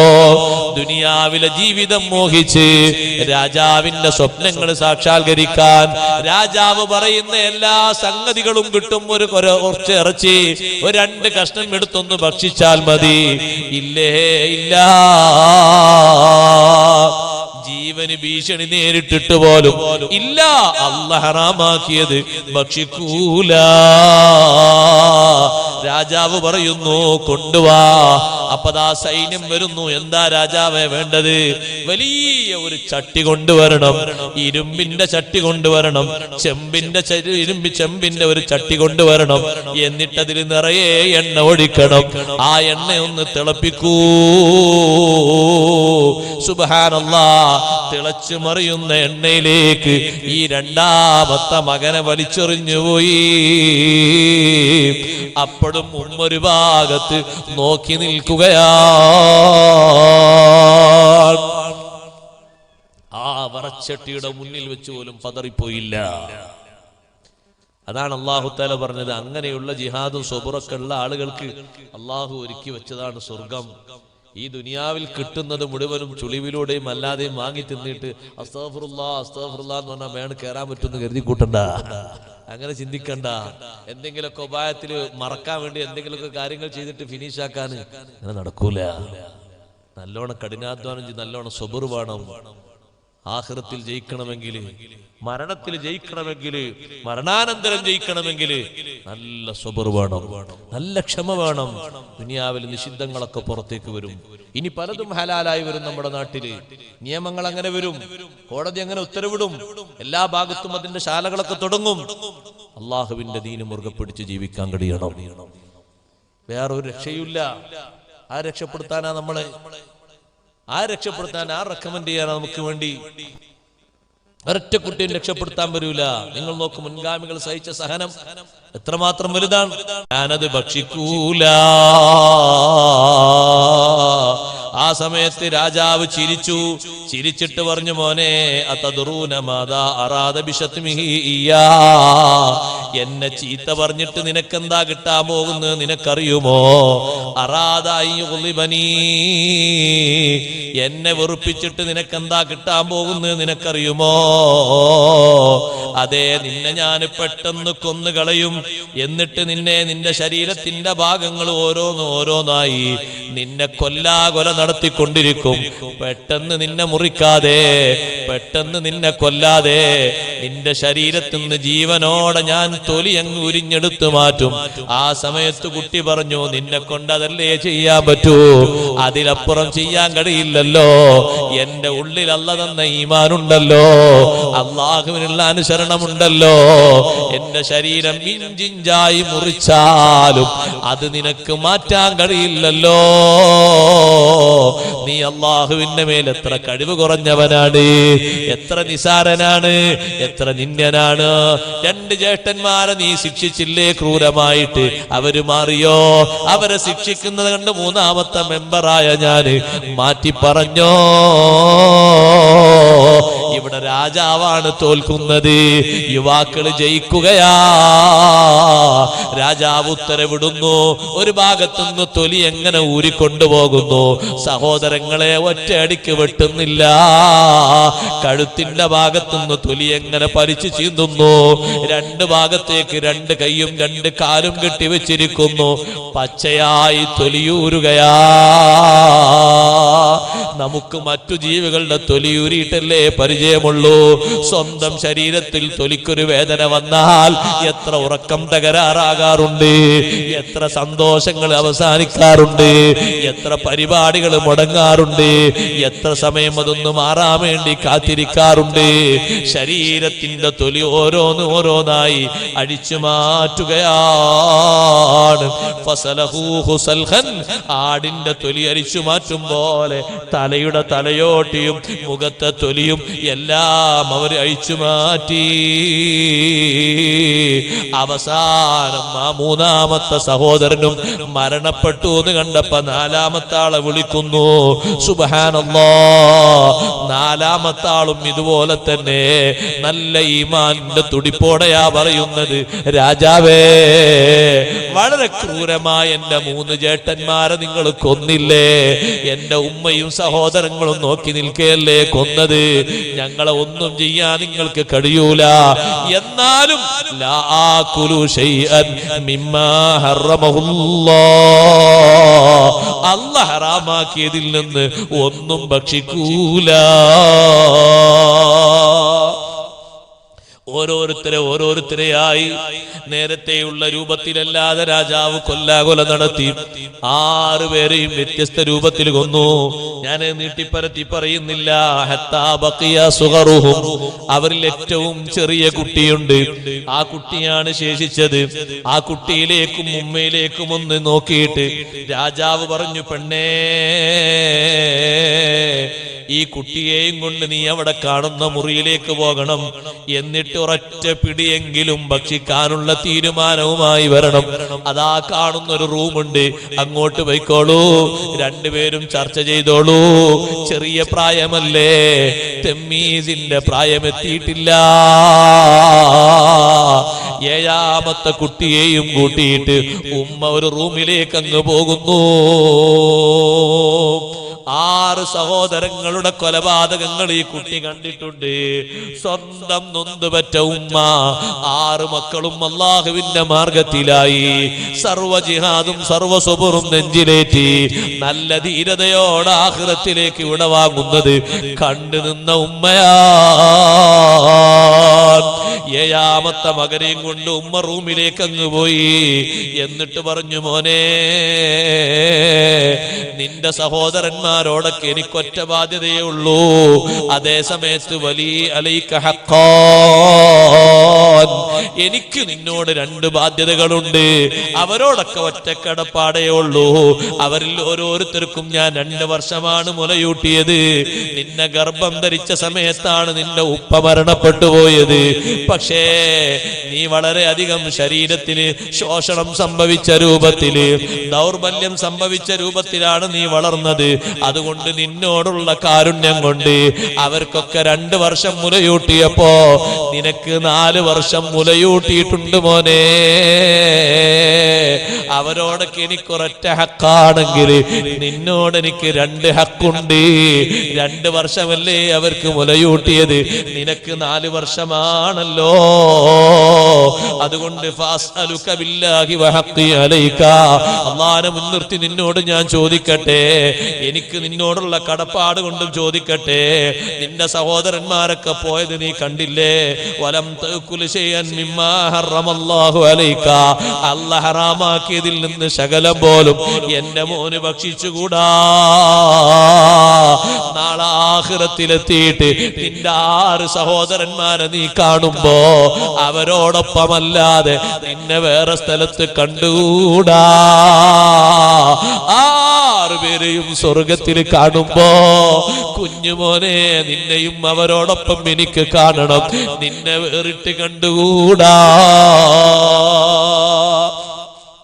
ചെറുപ്പക്കാരനായ ആ കുട്ടി, നന്നേ ചെറിയ വയസ്സുള്ള ചെറുപ്പക്കാരൻ പറയുന്നു, ഫഖാല അൽഹംദുലില്ലാഹ്, അല്ലാഹുവിനാണ് സർവസ്തുതിയും, അല്ലദീ യസ്മഅനി ഹാദാ മിൻക, ഇതല്ലേ ഉമ്മ നിങ്ങൾ എന്നോട് പറഞ്ഞത്, ഇത് നിങ്ങൾ എനിക്ക് കേൾപ്പിച്ചതിന് വലിയ സന്തോഷമാണ്. ഫഇന്നമാ കുന്തു അഖാഫു അൻ തുരീദനി അലാ അൻ ആകുല മിമ്മാ ഹറമല്ലാഹു അലയ്യ, ഞാൻ ചെറുപ്പക്കാരനായതുകൊണ്ട് 7 വയസ്സ് പോലും തികയാത്തത് കൊണ്ട് ശകലം നീ ഭക്ഷിച്ചോ, കാരണം നിനക്ക് തക്ലീഫ് എത്തിയിട്ടില്ലല്ലോ എന്നെങ്ങാനും നിങ്ങൾ പറയുമോ എന്ന് ഞാൻ പേടിച്ചു പോയിരുന്നു ഉമ്മ. അങ്ങനെ നിങ്ങൾ പറഞ്ഞില്ലല്ലോ.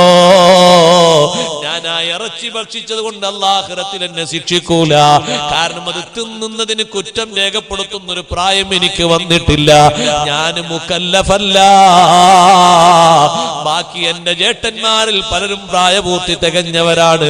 പക്ഷേ അവരോടൊപ്പം ആഖിറത്തിൽ ചേരാനല്ലേ ഉമ്മ എന്നോട് ഉപദേശിച്ചത്. ഈ ഒരു വാർത്തമാനം ഉമ്മയിൽ നിന്ന് കേട്ടതിന് ഞാൻ അല്ലാഹുവിനെ സ്തുതിക്കുന്നു. അല്ലാഹു ഹറാമാക്കിയതാണെങ്കിൽ, അവരൊന്നും തിന്നാത്തതാണെങ്കിൽ എനിക്കും അത് വേണ്ട. ഉമ്മ പറഞ്ഞു, അൽഹംദുലില്ലാഹ്, സന്തോഷമുണ്ട് മോനെ, നിന്റെ വർത്തമാനം കേട്ടിട്ട് ഉമ്മാക്ക് സന്തോഷമുണ്ട്. അവരൊക്കെ പരിഗണിച്ചൊരു ഈമാൻ നമ്മൾ ആലോചിക്കണം. അവരൊക്കെ കാത്തു സൂക്ഷിച്ച ഇഖ്ലാസ് നമ്മൾ ആലോചിക്കണം. എത്രമാത്രം വലിയ പ്രതിസന്ധിയാണ് അവർക്ക് ലഭിക്കുന്നത്. ജീവിക്കാനുള്ള നിലക്കൊരു ഹലാലായ നിലക്കൊരു കഷ്ണം അവർ തിന്നു എന്നുള്ളത് കരുതിയിട്ട്, അവരെ ജീവന്റെ ഭീഷണി പേരിട്ട് തിന്നു എന്ന് കരുതിയിട്ട് അള്ളാഹു അവരെ നരകത്തിനൊന്നിടൂല. പക്ഷേ അള്ളാഹ് ഹറാമാക്കിയതിനോട് പാലിച്ച അകലം, അല്ലാഹു തആല ഹറാമാക്കിയതിനോട് അവർ പാലിച്ച ദൂരം, അതാ നമ്മൾ മനസ്സിലാക്കേണ്ടത്, അതാ നമ്മൾ ചിന്തിക്കേണ്ടത്. എത്രമാത്രം വലിയൊരു ജിഹാദാണിത്, എത്രമാത്രം വലിയൊരു സ്വബറാണിത്. തൊട്ടടുത്ത് കണ്ടാലും, തൊട്ടടുത്ത കൂട്ടുകാരൻ ഫ്രീ ആയി വാങ്ങിത്തന്നാലും, ആരാരും കാണാനില്ലാത്ത സ്ഥലമാണെന്ന് കരുതിയാലും, നാട്ടുകാരും വീട്ടുകാരും കുടുംബക്കാരും ഒന്നും അറിയില്ലെന്ന് കരുതിയാലും ഒരൊറ്റ ഭാവമാണ് വേണ്ടത്, അല്ലാഹു ഹറാമാക്കിയതാണ്, അല്ലാഹു നിഷിദ്ധമാക്കിയതാണ്. റബ്ബ് തആല കാണാത്തൊരു സ്ഥലമല്ലല്ലോ, അല്ലാഹു കാണാത്തൊരു ടൈമില്ലല്ലോ, അല്ലാഹു രേഖപ്പെടുത്താത്തൊരു സന്ദർഭമില്ലല്ലോ. അവിടെയാ നമ്മൾ ഓർക്കേണ്ടത്. ആ ഒരൊറ്റ ഭാവം കൊണ്ട് മാത്രമേ ഇതിൽ നിന്ന് മാറി നിൽക്കാൻ പറ്റൂ. മനുഷ്യന്, മുഅ്മിന് മാറി നിൽക്കാൻ ആ ഒരു ബോധം കൊണ്ട് മാത്രമേ കഴിയുള്ളൂ. കുട്ടിയും ഉമ്മയും രാജാവിന്റെ സന്നിധിയിലേക്ക് ചെല്ലുന്നു. രാജാവ് പറയുന്നു, മോനെ എന്ത് തീരുമാനിച്ചു? അതുകൊണ്ട് ഒരൊറ്റ പിടി നീ ഭക്ഷിച്ചോ, നീ ഉദ്ദേശിക്കുന്ന സ്ഥാനം തരാം, നീ ഇഷ്ടപ്പെടുന്ന ജീവിതം തരാം, കൊട്ടാര സുഖത്തിൽ നിനക്ക് ജീവിക്കാം, ദുനിയാവിന്റെ സർവ്വസുഖങ്ങളും മുന്നിൽ വന്നിട്ട് ഉമ്മമാരെ, യുവാക്കളെ, യുവതികളെ, ദുർബല നിമിഷത്തിൽ ലഹരിക്കടിമപ്പെട്ടു പോകുന്നവര്, കൂട്ടുകാരുടെ പ്രേരണയിൽ കുടുങ്ങുന്നവര്, അല്ലാത്ത സ്വാധീനങ്ങളിൽ പെടുന്നവര്, ഉപകരണങ്ങളിലൂടെ സുഖങ്ങൾ വായിച്ചറിഞ്ഞുകൊണ്ട് കുടുങ്ങുന്നവര്, ഞാനൊന്ന് പറയട്ടെ, ഇവിടെ അനുഭവിക്കുന്ന അരമണിക്കൂറിന്റെയോ 15 മിനിറ്റിന്റെയോ സുഖത്തിന് നാളെ അല്ലാഹുവിന്റെ ഹളറത്തിൽ വെച്ച് അവന്റെ ശിക്ഷക്ക് സഹിക്കാൻ പറ്റുമോ? അവൻ പദ്ധതി ആവിഷ്കരിച്ചിരിക്കുന്ന പരീക്ഷണങ്ങൾ തരണം ചെയ്യാനൊക്കുമോ? കഴിയുമെന്ന് പറയാൻ ആർക്കും കഴിയില്ലല്ലോ. ഞങ്ങൾക്കതിന് പ്രശ്നമില്ലെന്ന് പറയാൻ ആർക്കും വഴിയില്ലല്ലോ. ദുനിയാവിലെ മോഹത്തിന് വഴങ്ങിയിട്ട് ഇത്യാദി രൂപഭാവങ്ങളിലേക്ക് നമ്മുടെ സമൂഹം പോയി ചേരുന്ന സമയത്ത് വലിയ സങ്കടകരമാ. അല്ലാഹ് ഹറാമാക്കിയതിനോട് ഈ രൂപത്തിൽ ഒരു ഇഴഞ്ഞ സമീപനം വരുമ്പോ ഈമാൻ തന്നെ നഷ്ടപ്പെട്ടു പോകുന്നു. 7 മക്കളെയും മറുകൊല ചെയ്ത രാജാവിന്റെ മുന്നിൽ വെച്ച് ഉമ്മയോട് രാജാവ് പറയുന്നത്, ഇഷ്ടം പോലെ നിനക്ക് സുഖിച്ച് ജീവിക്കാം, നിന്റെ തീരുമാനം എന്താണ്? ഉമ്മ പറയുന്നു, അജ്മഉ ബൈന സക്കിലി വലദി വ മഅസിയത്തല്ലാഹ്. എന്റെ മക്കളെ മുഴുവനും ശിക്ഷിക്കാൻ വിട്ടിട്ട് അല്ലാഹ് നിഷിദ്ധമാക്കിയ ഒരു കാര്യം ഞാനങ്ങ് ചെയ്യുകയോ? എന്നതിന് കാത്തു നിൽക്കണ്ട.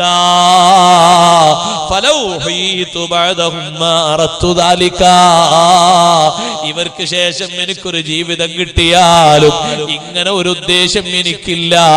അല്ലാഹ് ഹറാമാക്കിയ ഒന്ന് ഞാൻ ഭക്ഷിക്കൂല, ഒരു കാലത്തും ഭക്ഷിക്കൂല. അരിശം മൂത്ത രാജാവ് ഉമ്മയെയും കൊന്നുകളഞ്ഞു. ഈ ഒരു ഉമ്മയെയും 7 മക്കളെയും നാളെ ആഖിറത്തിൽ കാണുമ്പോ മലക്കുകൾ അവരെ സ്വീകരിച്ച് കൊണ്ടുപോകുമ്പോ അള്ളാന്റെ മാർഗത്തിൽ ഷഹീദായ മഹാന്മാരാണിവര്. ആഖിറത്തിന്റെ പൊരുത്തം വിചാരിച്ചു മാത്രം ജീവിച്ചു മരിച്ചവരാ.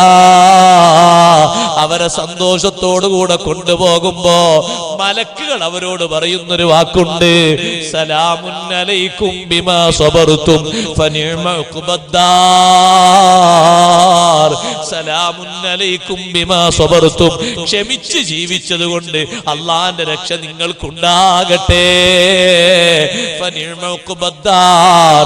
നിങ്ങൾ പോയി ചേരുന്ന നല്ല വീട്ടിലേക്കാണ്. നിങ്ങൾക്ക് അള്ളാഹു ഒരുക്കിയിരിക്കുന്ന സുഖലോക സ്വർഗം അത് വളരെ നല്ല ഭവനമാണ്. അല്ലാഹ് നിഷിദ്ധമാക്കിയതിനോട് മഹത്തുക്കളായ മഹാന്മാര് സ്വീകരിച്ച ശൈലി, അവരുടെ പരീക്ഷണത്തിന്റെ മുഖം നമ്മൾ കാണണം, നമ്മൾ അനുഭവിക്കേണ്ടതുണ്ട്, നമ്മൾ ചിന്തിക്കേണ്ടതുണ്ട്. അതുകൊണ്ട് കയ്യെത്തുന്ന ദൂരത്ത്, മണക്കുന്ന ദൂരത്ത്, വാസനിക്കുന്ന ദൂരത്ത് ഇഷ്ടം പോലെ സന്ദർഭങ്ങളിലായി, സാഹചര്യങ്ങളിലായി റബ്ബ് സുബ്ഹാനഹു വ തആല നിഷിദ്ധമാക്കിയ രൂപത്തിലുള്ള എല്ലാ തരങ്ങളും വന്നു ചേരും. ശ്രദ്ധിക്കാനും സൂക്ഷിക്കാനും നമ്മുടെ ഇൽമു കൊണ്ടും തഖ്വ കൊണ്ടും ഈമാൻ കൊണ്ടും നമുക്ക് കഴിയണം. അല്ലാഹു നമുക്ക് തൗഫീഖ് നൽകട്ടെ. അല്ലാഹ് ഹറാമാക്കിയ രൂപത്തിലുള്ള ഒരൊറ്റ പാനീയവും കുടിക്കാതെ കടിക്കാതെ നല്ല നിലക്ക് ജീവിക്കാനുള്ള കഴിവ് അല്ലാഹു നമുക്ക് ഏറ്റിത്തരട്ടെ. എത്ര സുഖമുള്ളതാണെന്ന് ആര് പറഞ്ഞാലും, എത്ര സന്തോഷമുള്ളതാണെന്ന് ആര് ചിത്രീകരിച്ചാലും അതിനൊന്നും അടിമപ്പെടാതെ ജീവിക്കുന്ന ഒരു ജീവിതമില്ലേ? അതാണ് സഹോദരങ്ങളെ സുഖമുള്ള ജീവിതം. ആ ജീവിതത്തിനാണ് പരലോകത്തും വലിയ സുഖമുണ്ടാവുക. അതേ സമയത്ത് അതിൽ നിന്നെല്ലാം മാറിയിട്ട് നമ്മളെ സ്വന്തം താല്പര്യത്തിന് അടിമപ്പെട്ട് ആരും പറഞ്ഞത് കേൾക്കാതെ ചില്ലറ ഖിദ്മത്തുകൾ മാത്രം ചെയ്ത് നമ്മുടെ ഇഷ്ടപ്രകാരം ഈ രൂപത്തിലുള്ള അനാവശ്യങ്ങൾക്ക്, അധർമ്മങ്ങൾക്ക് നമ്മുടെ ശരീരത്തെ ഉപയോഗപ്പെടുത്തി പോയാൽ നമുക്ക് ആഖിറം നഷ്ടമായി പോകും. ആഖിറത്തിൽ നമുക്ക് വലിയ ഇടങ്ങേറ് വന്നു പോകും. കിടക്കുന്ന ഖബറിൽ വരെ വലിയ സങ്കടകരമാണ്.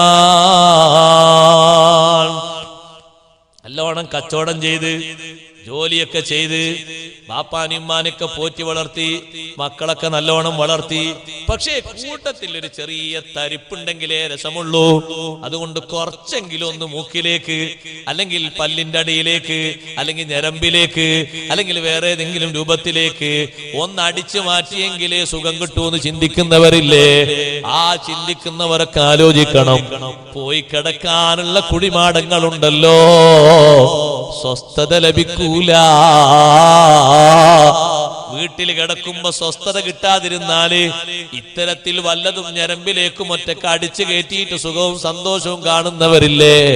വീട്ടുകാരും മറ്റുമൊക്കെ ആശ്വസിപ്പിക്കാൻ വേണ്ടി ദുനിയാവിലുണ്ടെങ്കിൽ ഒറ്റക്ക് കഴിയാനുള്ളൊരു ലോകമുണ്ട്. ആ ലോകത്ത് അശേഷം സുഖമില്ല. അതാണ് ബഹുമാനപ്പെട്ട ഇബ്നു അബ്ബാസ് റളിയല്ലാഹു അൻഹു പഠിപ്പിക്കുന്നത്. മഹാനവറുകൾ വീട്ടിൽ താമസിക്കുമ്പോ ഒരാള് വന്നിട്ട് പറയുന്നു, ഇബ്നു അബ്ബാസ് തങ്ങളെ, ഞങ്ങള് ഹജ്ജിന് പോയി മടങ്ങി വരികയാ. അങ്ങനെ ഹജ്ജിന് പോയി തിരിച്ച് ഞങ്ങൾ വരുമ്പോ ഞങ്ങളെ കൂട്ടത്തിൽ ഹജ്ജിന് വന്ന ഒരാള് സൊഫയിൽ വെച്ച് മരണപ്പെട്ടു പോയി. നമ്മൾ ശരിക്കും ശ്രദ്ധിക്കണം, ശരിക്കും ആലോചിക്കണം. ഹജ്ജ് എന്ന് പറയുന്നത് എത്രമാത്രം വലിയ അമലാണ്. സ്വീകാര്യയോഗ്യമായ ഹജ്ജിന് അല്ലാഹു തൗഫീഖ് തരട്ടെ. ആഫിയത്തുള്ള കാലത്ത് തന്നെ അല്ലാഹു തൗഫീഖ് തരട്ടെ. ഹജ്ജിന് ചെറിയൊരു കാര്യമില്ലല്ലോ, ചെറിയൊരു പ്രതിഫലമല്ലല്ലോ.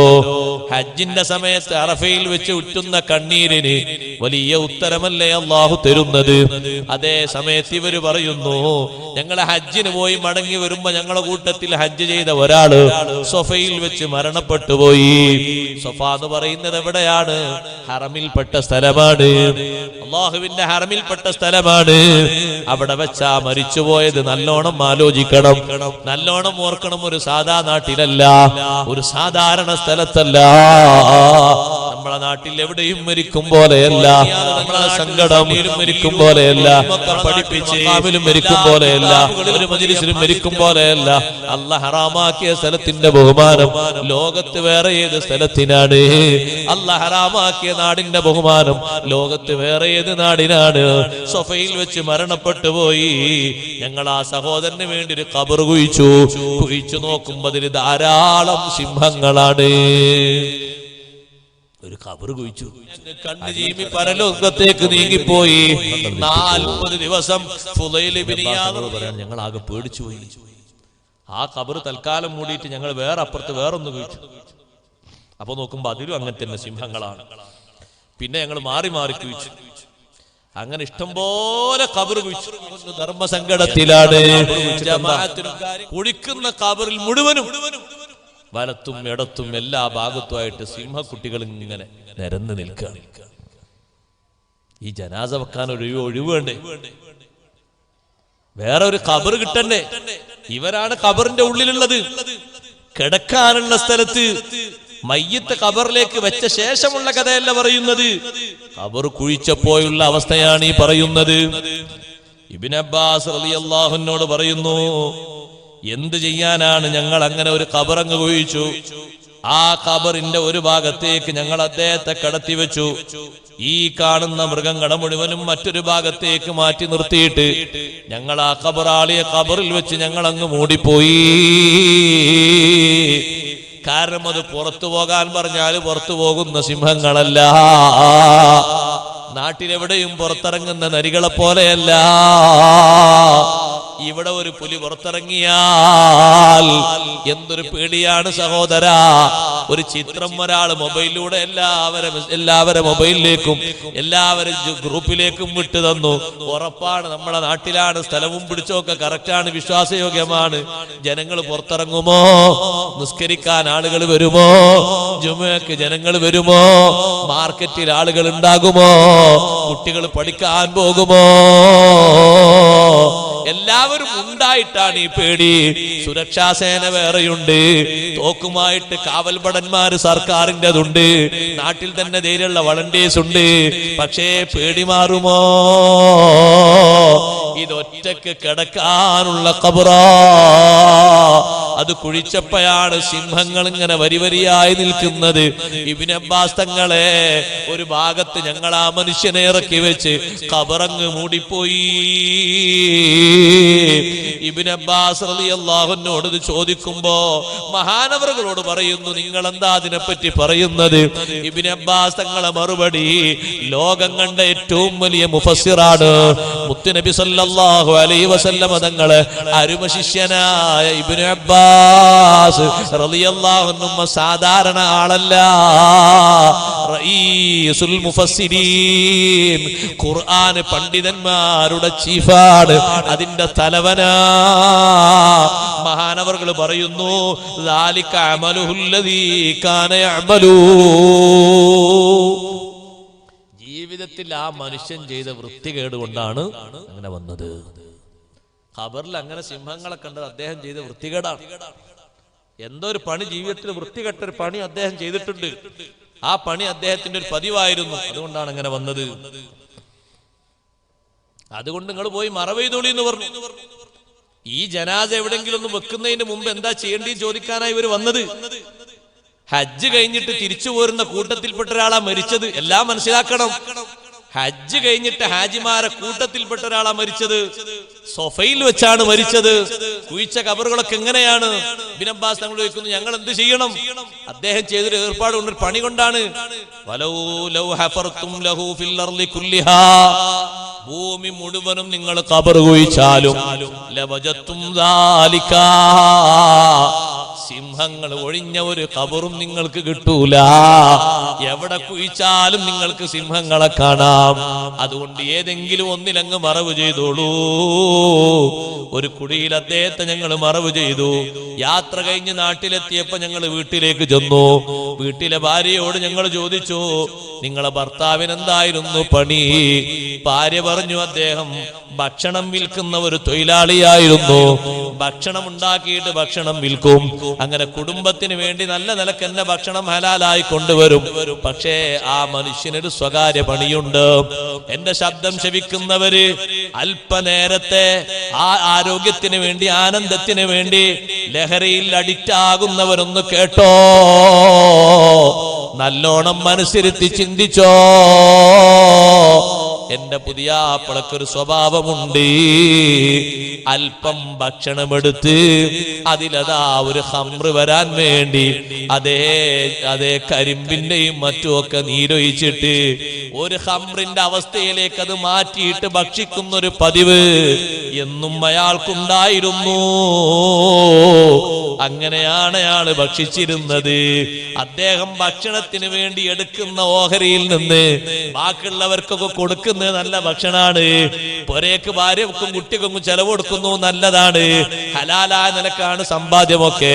പക്ഷേ താൻ എടുക്കാൻ വേണ്ടി, ഭക്ഷിക്കാൻ വേണ്ടി എടുക്കുന്ന ഭക്ഷണമുണ്ടല്ലോ, ഈ ഉണ്ടാക്കുന്ന ഭക്ഷണത്തിൽ നിന്നൊരു പാത്രം, അതിൽ അദ്ദേഹം ഖംറിന്റെ രുചി വരാൻ വേണ്ടി അതുപോലെ കരിമ്പും മറ്റുമൊക്കെ നീരൊഴിച്ചിട്ട് അതൊരു പുളിപ്പുണ്ടാക്കിയിട്ട് സ്വാദ് വരുന്നത് വരെ വെയിറ്റ് ചെയ്യും. അങ്ങനെ ഭക്ഷിക്കുന്ന ഒരു പതിവുണ്ടായിരുന്നു.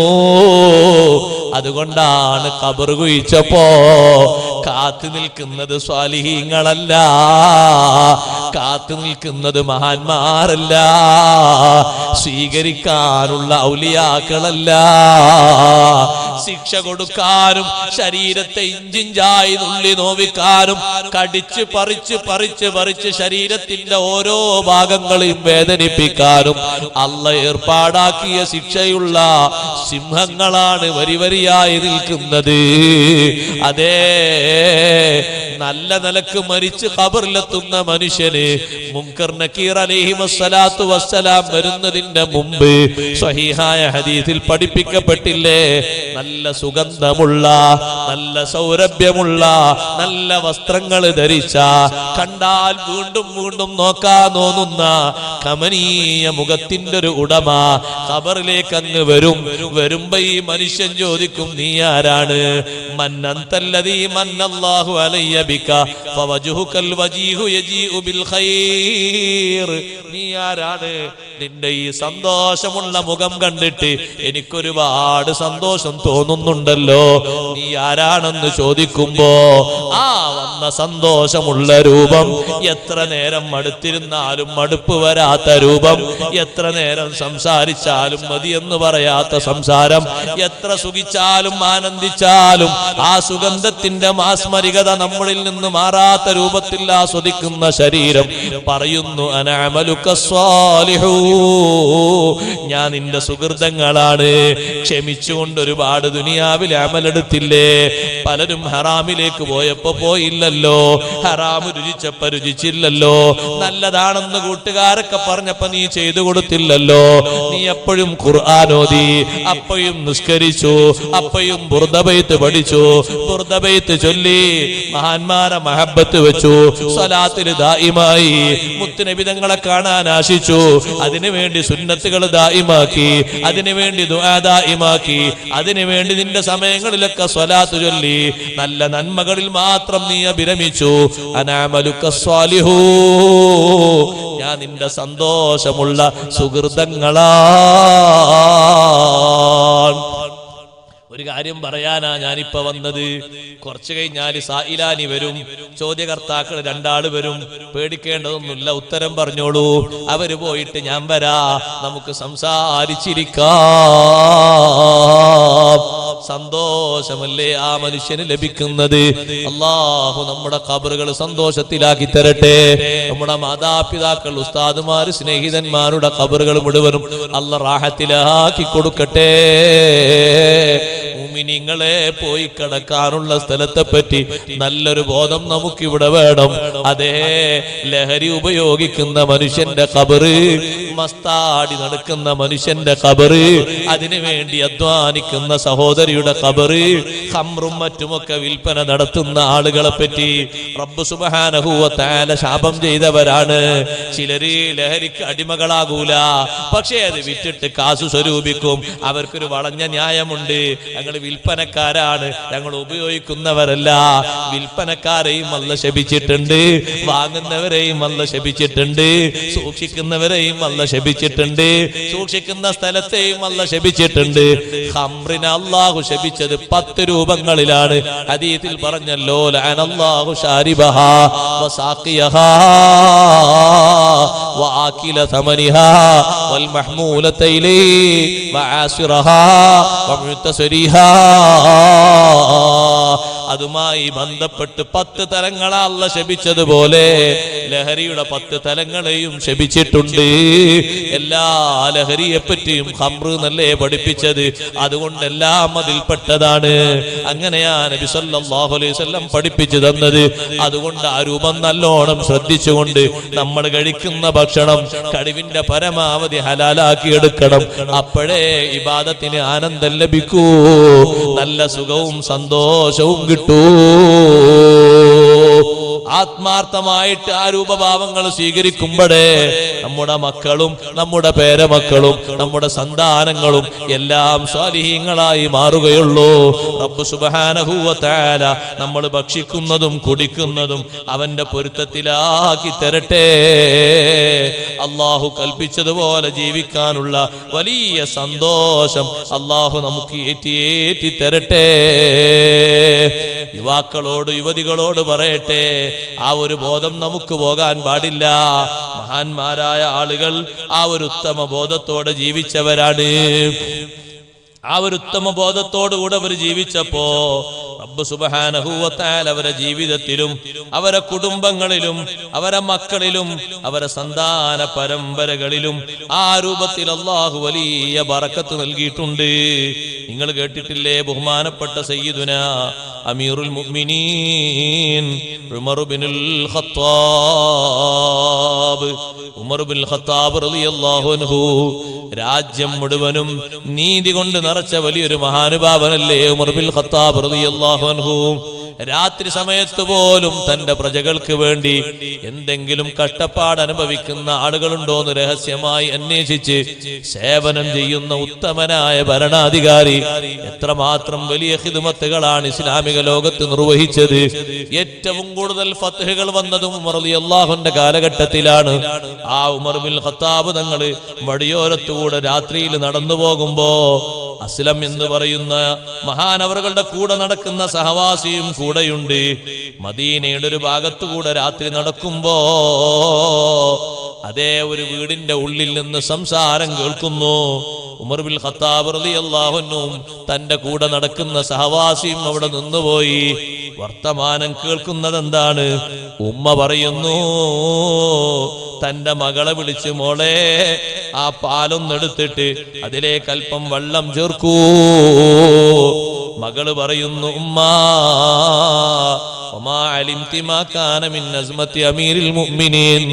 അമീറുൽ മുഅ്മിനീൻ ഉമർ ഇബ്നുൽ ഖത്താബ് റളിയല്ലാഹു അൻഹു നമ്മോട് കൽപ്പിച്ച കാര്യം നിങ്ങൾ മറന്നുപോയോ? എന്താണ് മോളെ അമീറുൽ മുഅ്മിനീൻ കൽപ്പിച്ചത്? അതേ, വിളിച്ചു പറഞ്ഞിട്ടുണ്ട്. ഒരാൾ വന്ന് ഇവിടൊക്കെ വിളിച്ചു പറഞ്ഞിരുന്നു, അല്ലാ യുസാബൽ ലബനു ബിൽ മാ, പാല് വെള്ളം കലർത്തിയിട്ട് വിൽപ്പന നടത്തരുത്. കുടിക്കണമെങ്കിൽ നിങ്ങൾ അങ്ങനെ കുടിച്ചോളി, സ്വന്തം വീട്ടിലെ പാല് കുറച്ച് കട്ടി കൂടുതലായതുകൊണ്ട് വെള്ളം കലർത്തി കുടിച്ചോളൂ, കുഴപ്പമൊന്നുമില്ല. വെള്ളം കലർത്തിയിട്ട് അത് പിന്നെ ചായയിലും മറ്റൊക്കെ ഉപയോഗിക്കാൻ വേണ്ടി കുറച്ച് നീട്ടിക്കോളും. അല്ലെങ്കിൽ മോരും തൈരൊക്കെ ഉണ്ടാക്കാൻ വേണ്ടി, ഇവിടെ മോരും തൈരും എന്ന് പറഞ്ഞാൽ മനസ്സിലാവില്ലേ? മോരും തൈരൊക്കെ ഉണ്ടാക്കാൻ വേണ്ടി കുറച്ചുകൂടി അത് ലൂസായിക്കോളൂ, കുഴപ്പമൊന്നുമില്ല. വിൽപ്പന നടത്തുന്നത് പാലാകണം. അല്ലെങ്കിൽ പിന്നെ വാങ്ങാൻ വരുന്ന ആളോട് പറയണം പാൽ വെള്ളമാണ് എന്ന് പറയണം. എന്നാ പിന്നെ സത്യമായി.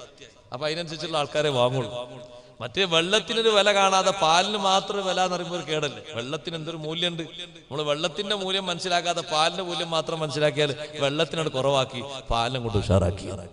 വെള്ളമല്ലേ ഏറ്റവും വലുത്. ആ വെള്ളം കുടിച്ചിട്ടല്ലേ ഈ പാലും കൂടി കിട്ടുന്നത്. അതുകൊണ്ട് ഒരൊറ്റ കുട്ടിയും പാലില് വെള്ളം കലർത്തരുതെന്ന് മദീന മൊത്തം അനൗൺസ്മെന്റ് ചെയ്തു, ഒരാളെ ഏൽപ്പിച്ചിട്ട്. എന്നാണ് മോൾ ഉമ്മാനോട് പറഞ്ഞത്, അതുകൊണ്ട് പറ്റൂല. അപ്പൊ മകളോട് ഉമ്മ പറഞ്ഞു, മോളെ നീ കുറച്ച് വെള്ളം കൊണ്ട് ചേർത്തേക്ക്. ഇപ്പൊ ഉമർ റളിയല്ലാഹുവിനൊന്നും കാണാത്ത സമയമല്ല, രാത്രി പാതിരാത്രി ആയില്ലേ. അതുകൊണ്ട് ഉമർ റളിയല്ലാഹുവിനെ വിളിച്ചേൽപ്പിക്കാൻ പറഞ്ഞ ആളും ഇപ്പൊ കാണൂല, ഉമർ റളിയല്ലാഹുവിനും കാണൂല, വെള്ളം ചേർത്തേക്ക്. ആ പെൺകുട്ടി പറഞ്ഞു, ഉമ്മാ വല്ലാഹി മാ കുന്തു ലൗതിഉഹു ഫിൽ മലഇ വഅസീഹി ഫിൽ ഖലാ.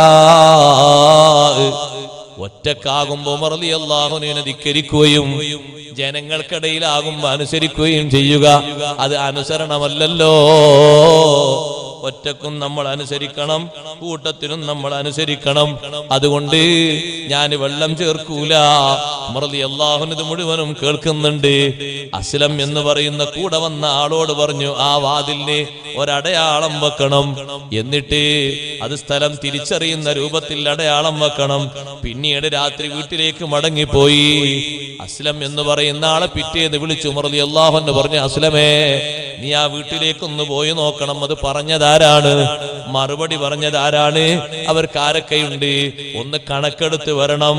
അസ്ലം റളിയല്ലാഹു അൻഹു പറയുന്നു, ഞാൻ അങ്ങോട്ട് പോയി നോക്കുമ്പോ അവിടെ ഒരു പെൺകുട്ടിയുണ്ട്.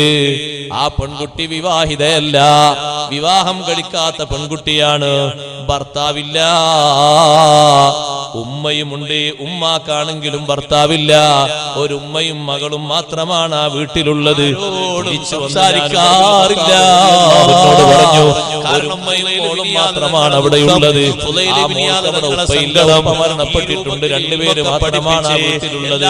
മക്കളെ എല്ലാവരെയും പാണ്ഡിത്യമുള്ള ഏതു മക്കളെ സംശയം ചോദിച്ചാലും ഒരു വിവാഹം കാണിക്കുന്നുണ്ടോ, ഒരു പണ്ഡിതനായ ശിഷ്യൻ അന്വേഷിക്കുന്നുണ്ടോ, കൊടുത്തിട്ട് അല്ലാഹുവിന്റെ ഓരോ കുട്ടികളും പറഞ്ഞു, ഞങ്ങൾക്കൊക്കെ ഇപ്പൊ ഓരോ ഭാര്യമാരുണ്ടല്ലോ, അതുകൊണ്ട് ഞങ്ങൾക്ക് ആർക്കും വേണ്ട. അബ്ദുല്ലാഹി റളിയല്ലാഹു അൻഹു പറഞ്ഞു, എനിക്കൊരു ഭാര്യയുണ്ട്. അബ്ദുറഹ്മാൻ റളിയല്ലാഹു അൻഹു പറഞ്ഞു, എനിക്കൊരു ഭാര്യയുണ്ട്, അതുകൊണ്ട് വേണ്ട. പക്ഷേ ആസിം റളിയല്ലാഹു അൻഹു പറഞ്ഞു, ഉപ്പാ എനിക്ക് ഭാര്യയില്ലല്ലോ, എനിക്കാകട്ടെ ആ ഇണയെ ഉമർ റളിയല്ലാഹു അൻഹു ആസിം റളിയല്ലാഹു അൻഹു മംഗല്യം ചേർത്ത് കൊടുത്തു. നല്ല നിലക്ക് ജീവിച്ച, പാതിരാത്രിയിലും അല്ലാഹു തആലാനെ കുറിച്ച് ചിന്തിച്ച് ഹറാമിന്റെ രൂപഭാവം പോലും ജീവിതത്തിൽ സ്വീകരിക്കാത്ത സ്വാലിഹത്തായ പെൺകുട്ടിയെ, നമ്മൾ ഭക്ഷിക്കുന്ന ഭക്ഷണവും മറ്റുള്ളവർക്ക് കൊടുത്തു നേടുന്ന ഹലാൽ റിസ്കും ഹലാലാകണമെന്ന ധാർഷ്ട്യത്തോടെ ജീവിച്ച ആ പെൺകുട്ടിയെ ആസിം റളിയല്ലാഹു അൻഹുവിനെ ഇണയാക്കി കൊടുത്തു. ആ ആസിം റളിയല്ലാഹു അൻഹു ഒരു പെൺകുട്ടി ജനിച്ചു. ആ പെൺകുട്ടിയുടെ മകനാണ് ഉമർ ഇബ്നു അബ്ദുൽ അസീസ് റളിയല്ലാഹു അൻഹു. 2 വർഷവും ചില്ലറ മാസവും ഭരിച്ച് നീതി കൊണ്ട് വലിയ സന്തോഷം വരുത്തിയ മഹാനാണ്.